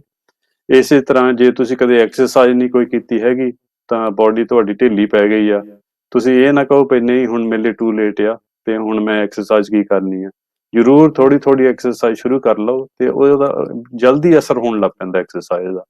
ਸੋ ਇਹ ਸਰੀਰ ਇਦਾਂ ਦਾ ਬਣਾਇਆ ਪ੍ਰਮਾਤਮਾ ਨੇ, ਤੇ ਭਈ ਇਹ ਜੇ ਤੁਸੀਂ ਲੁੱਕ ਆਫਟਰ ਕਰੋ, ਥੋੜੇ ਜਿਹੇ ਚੇਂਜਸ ਕਰੋ, ਤੇ ਇਹ ਫੇਰ ਪੈਰਾਂ ਤੇ ਆ ਜਾਂਦਾ ਹੈ। ਪਰ ਡਾਕਟਰ ਸਾਹਿਬ, ਇੱਕ ਗੱਲ ਹੋਰ ਹੈਗੀ ਨਾ, ਤੁਸੀਂ ਇਹ ਬੜਾ ਅੱਛਾ ਸੋਲਿਡ ਕਿਹਾ ਕਿ ਲੇਟ ਨਹੀਂ ਹੈ, ਤੁਸੀਂ ਕਰ ਸਕਦੇ ਹੋ। ਪਰ ਕਈ ਜਿਹੜੇ ਹੁਣ ਲੇਡੀਜ਼ ਹੁੰਦੀਆਂ ਨੇ, ਉਹ ਐਕਸੈਪਟ ਕਰ ਲੈਂਦੇ ਕਿ ਇਸ ਉਮਰ 'ਚ ਇੱਦਾਂ ਹੁੰਦਾ ਹੀ ਹੁੰਦਾ ਹੈ, ਤੇ ਉਹ ਕਈ ਸਾਲ ਉਹਨੂੰ ਇਸ ਤਰ੍ਹਾਂ ਸਫਰ ਕਰਦੀਆਂ ਨੇ ਅੰਟਿਲ ਅਨਲੈਸ ਜਦੋਂ ਥਿੰਗਸ ਬੜੀਆਂ ਖਰਾਬ ਹੋ ਜਾਂਦੇ ਆ, ਫਿਰ ਤੁਸੀਂ ਆਪਣੀ ਹੈਲਪ ਲੈਂਦੇ ਹੋ, ਮੈਡੀਕਲ ਜਾਂ ਹੋਮਿਓਪੈਥੀ ਦੀ ਤੁਸੀਂ ਇਲਾਜ ਕਰਦੇ ਹੋ। ਉਹ ਹੋ ਸਕਦਾ ਕਿ ਟਾਈਮ ਬੜੀ ਲੇਟ ਹੋ ਗਿਆ ਤੇ ਉਹਨੂੰ ਇਲਾਜ ਕਰਨ 'ਚ ਬੜੀ ਤਕਲੀਫ ਹੋਏਗੀ। ਹਾਂਜੀ ਇਹੀ ਲੇਡੀਜ਼ ਫਿਰ ਜ਼ਿਆਦਾ ਕਹਿੰਦੀਆਂ ਹੁੰਦੀਆਂ ਵੀ ਮੈਨੂੰ ਇੰਨਾ ਚਿਰ ਹੋ ਗਿਆ ਦਵਾਈ ਖਾਂਦੀ ਨੂੰ, 2 ਮਹੀਨੇ ਹੋ ਗਏ, 1 ਮਹੀਨਾ ਹੋ ਗਿਆ, ਫਿਰ ਕੋਈ ਫਰਕ ਤਾਂ ਪਿਆ ਨਹੀਂ। ਤੇ ਪਰ ਇਟਸ ਨੈਵਰ ਟੂ ਲੇਟ। ਹਾਂਜੀ ਤੇ ਹਰ ਵੇਲੇ ਤੁਹਾਨੂੰ ਕੋਸ਼ਿਸ਼ ਕਰਨੀ ਚਾਹੀਦੀ ਹੈ ਆਪਣੀ ਸਿਹਤ ਦਾ ਖਿਆਲ ਰੱਖਣਾ, ਤੇ ਉਹਦੀ ਕੋਈ ਨਾ ਕੋਈ ਇੰਪਰੂਵਮੈਂਟ ਜਿੰਨੀ ਹੋ ਸਕੇ ਉਨੀ ਕਰੋ, ਤੇ ਜਿੰਨੀ ਤੁਹਾਨੂੰ ਹੈਲਪ ਚਾਹੀਦੀ ਹੈ ਹੈਲਪ ਲਓ। ਤੇ ਪਰ ਕੋਸ਼ਿਸ਼ ਤਾਂ ਕਰਨੀ ਚਾਹੀਦੀ ਆ। ਤੇ ਪਰ ਸਾਡੇ ਹੈਗਾ ਹੈ ਕਲਚਰ ਇਦਾਂ ਦਾ ਬਣਿਆ ਵੀ ਲੇਡੀਜ਼ ਜਦੋਂ ਬੱਚਾ ਹੋ ਜਾਂਦਾ ਆ ਤਾਂ ਉਹ ਤੋਂ ਬਾਅਦ ਕੋਈ ਉਹ ਐਕਸਰਸਾਈਜ਼ ਜਿਹੜੀ ਦੱਸਦੇ ਹੁੰਦੇ ਆ ਕਰਨ ਨੂੰ, ਉਹਨੇ ਐਕਸਰਸਾਈਜ਼ ਕਰਨੀ ਨਹੀਂ ਹੈਗੀ, ਤੇ ਖੁਰਾਕ ਜਿਹੜੀ ਆ ਉਹ ਜ਼ਿਆਦਾ ਖਾਈ ਜਾਣੀ, ਤੇ ਉਹ ਫਿਰ weight gain ਹੋ ਜਾਂਦਾ ਆ। weight gain ਜ਼ਿਆਦਾ ਹੋ ਜਾਂਦਾ, ਫਿਰ ਉਹ ਭਾਰ ਘਟਾਉਣਾ ਮੁਸ਼ਕਲ ਹੋ ਜਾਂਦਾ। ਉਹ 'ਚ ਬਾਅਦ ਭਾਰ ਨਹੀਂ ਘਟਦਾ ਹੈਗਾ, ਫਿਰ ਉਹਨਾਂ ਡਿਪਰੈਸ਼ਨ ਹੋ ਜਾਂਦੀ, ਮੇਰਾ ਭਾਰ ਨਹੀਂ ਘਟਦਾ ਹੈਗਾ। ਤੇ ਉਹ ਜਦੋਂ ਡਿਪਰੈਸ਼ਨ ਹੋ ਜਾਂਦਾ, ਹੋਰ ਖਾਣ ਨੂੰ ਦਿਲ ਕਰਦਾ ਰਹਿੰਦਾ ਹੈ, ਕੰਫਰਟ ਈਟਿੰਗ ਕਰ ਲੈਂਦੇ ਆ। ਹਾਂਜੀ ਸੋ ਇਹ ਵਿਸ਼ਸ ਸਾਈਕਲ ਬਣ ਜਾਂਦਾ ਹੈ। ਤੇ ਇਹ ਵਿਸ਼ਸ ਸਾਈਕਲ ਜਿਹੜਾ, ਇਹਨੂੰ ਤੋੜਨਾ ਜ਼ਰੂਰੀ ਆ, ਤੇ ਪੋਜ਼ਿਟਿਵ ਰਹਿਣਾ ਜ਼ਰੂਰੀ ਆ, ਤੇ ਆਪਣੇ ਹਸਬੈਂਡ ਜਾਂ ਫੈਮਿਲੀ ਤੋਂ ਹੈਲਪ ਤੇ ਸਪੋਰਟ ਲੈਣਾ ਜ਼ਰੂਰੀ ਆ। ਉਹਦੇ ਨਾਲ ਤੁਸੀਂ ਆਪਣਾ ਲਾਈਫ ਜਿਹੜਾ ਬਦਲ ਸਕਦੇ। ਡਾਕਟਰ ਸਾਹਿਬ, ਤੁਸੀਂ ਦੱਸਿਆ ਕਿ ਫਾਸਟ ਫੂਡ ਵਗੈਰਾ ਡਾਈਟ ਦੇ ਨਾਲ ਬੜਾ ਫਰਕ ਪੈਂਦਾ ਹੈਗਾ, ਤੇ ਮੈਂ ਚਾਹਾਂਗਾ ਥੋੜ੍ਹਾ ਜਿਹਾ ਤੁਸੀਂ ਦੱਸੋ ਕਿ ਕਿਹੜੀ ਕਿਹੜੀ ਚੀਜ਼ ਹੈਗੀ ਹੈ ਆਪਣੀ ਖੁਰਾਕ ਦੇ ਵਿੱਚ ਕਿ ਉਹ ਜ਼ਿਆਦਾ ਖਾਣ ਤੇ ਉਹਦੇ ਨਾਲ ਬੰਦਾ ਠੀਕ ਰਹਿ ਸਕਦਾ ਹੈ। ਕੋਈ ਇੱਦਾਂ ਦਾ ਖਾਸ ਚੀਜ਼ ਹੋਵੇ, ਜਿੱਦਾਂ ਮੈਂ ਕਹਾਂ ਕਿ ਗ੍ਰੀਨਸ ਤੁਸੀਂ ਕਹਿ ਲਓ ਜਾਂ ਫਰੈਸ਼ ਤੁਸੀਂ ਵੈਜੀਟੇਬਲ ਖਾਓ, ਕੀ ਚੀਜ਼ ਹੋ ਸਕਦੀ ਹੈ ਜਿਹਦੇ ਨਾਲ ਬੰਦਾ ਤੰਦਰੁਸਤ ਰਹਿ ਸਕਦਾ ਹੈ, ਤਾਂ ਕਿ ਜੋ ਉਹਨਾਂ ਦੇ ਮੈਨੋਪੌਜ਼ 'ਚ ਆ ਗਏ ਉਹਨਾਂ ਨੂੰ ਬਹੁਤੀ ਤਕਲੀਫ ਨਾ ਹੋਵੇ। ਹਾਂਜੀ so it's not just that ਵੀ ਤੁਸੀਂ ਇਹ ਚੀਜ਼ ਖਾਓ, ਉਹ ਜ਼ਿਆਦਾ ਹੈਗਾ ਵੀ ਤੁਸੀਂ ਇਹ ਚੀਜ਼ ਨਾ ਖਾਓ। ਹਾਂਜੀ ਅੱਛਾ, ਉਹ ਚੀਜ਼ ਹੈਗੀ ਹੈ। ਹਾਂ ਸੋ ਜੇ ਤੁਸੀਂ ਸ਼ੂਗਰ ਲੈਂਦੇ ਆ ਤਾਂ ਸ਼ੂਗਰ ਅਵੋਇਡ ਕਰੋ। ਹਾਂਜੀ ਰਾਈਟ। ਸ਼ੂਗਰ ਕਈ ਕਹਿੰਦੇ ਚਲੋ ਮੈਂ ਵਾਈਟ ਸ਼ੂਗਰ ਨਹੀਂ ਲੈਂਦਾ, ਮੈਂ ਬਰਾਊਨ ਸ਼ੂਗਰ ਲੈ ਲੈਂਦਾ, ਹੈਗੀ ਤਾਂ ਸ਼ੂਗਰ ਹੈ ਉਹ ਵੀ। ਹਾਂਜੀ। ਸੋ ਜਿਹੜੀ ਸ਼ੂਗਰ ਆ ਇਹਨਾਂ ਇਨਫਲੇਮੇਸ਼ਨ ਪੈਂਦੀ ਬਾਡੀ ਵਿੱਚ। ਹਾਂਜੀ। ਸੋ ਸ਼ੂਗਰ ਤੁਸੀਂ ਬਿਲਕੁਲ ਅਵੋਇਡ ਕਰੋ। ਜੇ ਤੁਸੀਂ ਚਾਹ ਚ ਪੀਣੀ ਗਿੱਜੇ ਹੋ ਆ ਤਾਂ ਉਹ ਤੁਸੀਂ ਹੌਲੀ ਹੌਲੀ ਘਟਾ ਦਿਓ, ਤੁਹਾਨੂੰ ਕੋਈ ਫਰਕ ਨਹੀਂ ਪਏਗਾ। ਤੇ ਜਦੋਂ ਤੁਸੀਂ ਇੱਕਦਮ ਛੱਡ ਦਿੰਦੇ ਸ਼ੂਗਰ, ਤੁਸੀਂ ਫੇਰ ਕਿਸੇ ਦਿਨ ਲੈ ਕੇ ਦੇਖਦੇ ਫਿਰ ਤੁਹਾਨੂੰ ਬੁਰੀ ਲੱਗਦੀ ਸ਼ੂਗਰ। ਬਿਲਕੁਲ ਹਾਂਜੀ। ਬਿਲकुल ਹਾਂ, ਤੋ it's very bad for your body, ਕਰਕੇ ਇਹਦੇ ਨਾਲ ਕਈ ਬਿਮਾਰੀਆਂ ਜਾਗਦੀਆਂ ਸ਼ੂਗਰ ਦੇ ਨਾਲ। ਹਾਂਜੀ, ਤੁਹਾਨੂੰ ਪਤਾ ਹੈ ਡਾਇਬੀਟਿਸ ਤਾਂ ਖਾਸ ਆ, ਤੇ ਡਾਇਬੀਟਿਸ ਇੰਨੀ ਸੀਰੀਅਸ ਬਿਮਾਰੀ ਆ, ਤੇ ਇਹਨਾਂ ਕਿੰਨੇ ਅਸਰ ਹੁੰਦੇ ਬੋਡੀ ਵਿੱਚ, ਬੋਡੀ ਨੂੰ ਕਿੰਨੇ ਥਾਂ ਤੇ ਖਰਾਬ ਕਰਦੀ ਆ ਇਹ। ਤੇ ਬਾਕੀ ਜਿਹੜੀ ਕਣਕ ਆ, ਹਾਂਜੀ, ਕਣਕ ਤੋਂ ਮੈਂ ਕਹਿੰਦਾ ਵੀ ਬਹੁਤ ਘੱਟ ਤੋਂ ਘੱਟ ਕਣਕ ਵਰਤਣੀ ਚਾਹੀਦੀ ਆ। ਤੇ ਕਿਉਂਕਿ ਇਹਦੇ ਚ ਇੱਕ ਹੁੰਦਾ ਕੈਮੀਕਲ ਗਲੂਟਨ ਜਿਹਨੂੰ ਕਹਿੰਦੇ ਆ, ਤੇ ਉਹਦੇ ਨਾਲ ਵੀ ਇਨਫਲੇਮੇਸ਼ਨ, ਸੋਜ ਤੁਹਾਡੇ ਆਂਦਰਾਂ ਵਿੱਚ ਪੈਂਦੀ ਆ। ਆਂਦਰਾਂ ਵਿੱਚ ਸੋਜ ਪੈਂਦੀ ਆ ਤਾਂ ਹੋਰ 100 ਬਿਮਾਰੀ ਜਾਗਦੀ ਆ, ਕਿਉਂਕਿ ਆਂਦਰਾਂ ਫਿਰ ਜਿਹੜੇ ਹੋਰ ਚੀਜ਼ਾਂ ਜਿਹੜੀਆਂ ਨਹੀਂ ਐਬਜ਼ੋਰਬ ਕਰਨੀਆਂ ਚਾਹੀਦੀਆਂ, ਲਾਰਜ ਫੂਡ ਪਾਰਟੀਕਲਸ, ਉਹ ਤੁਹਾਡੇ ਬਲੱਡ ਵਿੱਚ ਜਾਣ ਲੱਗ ਪੈਂਦੀਆਂ। ਤੇ ਬਾਕੀ ਹੈਗਾ ਜਿਹੜੀ ਡੇਅਰੀ ਪ੍ਰੋਡਕਟ ਆ, ਹਾਂਜੀ, ਗਾਂ ਦੇ ਦੁੱਧ ਤੋਂ ਚੀਜ਼ਾਂ ਜਿਹੜੀਆਂ ਬਣੀਆਂ, ਉਹ ਤੁਹਾਨੂੰ ਪਤਾ ਹੈ ਸਾਡੀ ਆਦਤ ਹੈਗੀ ਆ ਪਹਿਲਾਂ ਤੋਂ ਪਿੰਡਾਂ 'ਚ ਵੀ ਦੁੱਧ ਜ਼ਰੂਰ ਪੀਣਾ ਆ। ਤੇ ਉੱਥੇ ਜਿਹੜੀ ਉਹ ਗਾਈਆਂ ਨੂੰ, ਮੱਝਾਂ ਨੂੰ ਖੁਰਾਕ ਦਿੰਦੇ ਸੀ, ਉਹ ਤਾਂ ਬਹੁਤ ਅਲੱਗ ਸੀਗੀ। ਹਾਂਜੀ, ਤੇ ਉਹ ਨਸਲਾਂ ਵੀ ਹੋਰ ਸੀਆਂ। ਇੱਥੇ ਕੁਝ ਹੋਰ ਗੱਲ ਆ। ਹਾਂਜੀ, ਬਿਲਕੁਲ ਇੱਥੇ ਉਹਨਾਂ ਨੂੰ ਐਂਟੀਬਾਇਓਟਿਕਸ ਦਿੰਦੇ ਆ ਗਾਈਆਂ ਨੂੰ ਵੀ ਇਹ ਬਿਮਾਰ ਨਾ ਹੋਣ। ਹਾਂਜੀ, ਉਹਨਾਂ ਨੂੰ ਸਟੇਰੋਇਡਸ ਵੀ ਦਿੰਦੇ ਆ ਵੀ ਇਹ ਜ਼ਿਆਦਾ ਜਲਦੀ ਪਲਣ। ਜੀ, ਸੋ ਇੱਦਾਂ ਦੇ ਕੈਮੀਕਲਸ ਉਹਨਾਂ ਨੂੰ ਦਿੱਤੇ ਜਾਂਦੇ, ਦਵਾਈਆਂ ਦਿੱਤੀਆਂ ਜਾਂਦੀਆਂ, ਤੇ ਆਰਟੀਫਿਸ਼ੀਅਲ ਫੀਡਸ ਦਿੰਦੇ ਉਹਨਾਂ ਨੂੰ ਜੀ। ਸੋ ਇਹ ਸਾਰੀਆਂ ਚੀਜ਼ਾਂ ਫਿਰ ਜਦੋਂ ਤੁਸੀਂ ਦੁੱਧ ਪੀਂਦੇ ਤੁਹਾਡੇ ਅੰਦਰ ਜਾਂਦੀਆਂ, ਬਿਲਕੁਲ। ਤੇ ਬਹੁਤ ਹੀ ਲੋਕਾਂ ਨੂੰ ਦੁੱਧ ਤੋਂ ਰੇਸ਼ਾ ਬਣਦੀ ਆ, ਤੇ ਕਰਕੇ ਉੱਥੇ ਇੰਡੀਆ ਵਿੱਚ ਕਾੜੇ ਬਣਾ ਕੇ ਦਿੰਦੇ ਹੁੰਦੇ ਸੀ ਜਿਹਦੇ ਨਾਲ ਬਾਈ ਨਾ ਹੋਵੇ ਪਸ਼ੂ ਨੂੰ। ਡਾਕਟਰ ਤੇ ਜੀ ਥੈਂਕ ਇੱਥੇ ਯੂ ਏਦਾਂ ਸੋ ਦੇ ਮਚ, ਟਾਈਮ ਇਜਾਜ਼ਤ ਨਹੀਂ ਦੇ ਰਿਹਾ। ਮੈਨੂੰ ਤਾਂ ਲੱਗਦਾ ਬਹੁਤ ਅੱਛਾ ਟੌਪਿਕ ਸੀ, ਪਰ ਮੇਰੇ ਕਹਿਣ ਦਾ ਫਰਕ ਨਹੀਂ ਪੈਂਦਾ। ਪਲੀਜ਼ ਤੁਸੀਂ ਆਪਣੀ ਫੀਡਬੈਕ ਦਿਆ ਕਰੋ, ਔਰ ਇਹ ਵੀ ਦੱਸਿਆ ਕਰੋ ਕਿਹੜਾ ਟੌਪਿਕ ਤੁਸੀਂ ਚਾਹੁੰਦੇ, ਕਿਹੜੀ ਬਿਮਾਰੀ ਤੇ ਅਸੀਂ ਗੱਲ ਕਰੀਏ। ਨੈਕਸਟ ਵੀਕ ਸੇਮ ਟਾਈਮ ਫਿਰ ਤੋਂ ਨਾਲ ਮੁਲਾਕਾਤ ਹੋਗੀ ਡਾਕਟਰ ਰਾਜ ਦੇ ਨਾਲ। ਕੋਸ਼ਿਸ਼ ਹੋਏਗੀ ਸਾਡੇ ਸਟੂਡੀਓ ਆਉਣਗੇ। ਤਬ ਤੱਕ ਰੱਬ ਰੱਖਾ। ਵਾਹਿਗੁਰੂ ਕਾ ਖਾਲਸਾ, ਵਾਹਿਗੁਰੂ ਕੀ ਫਤਿਹ। बोले सोने हाल सा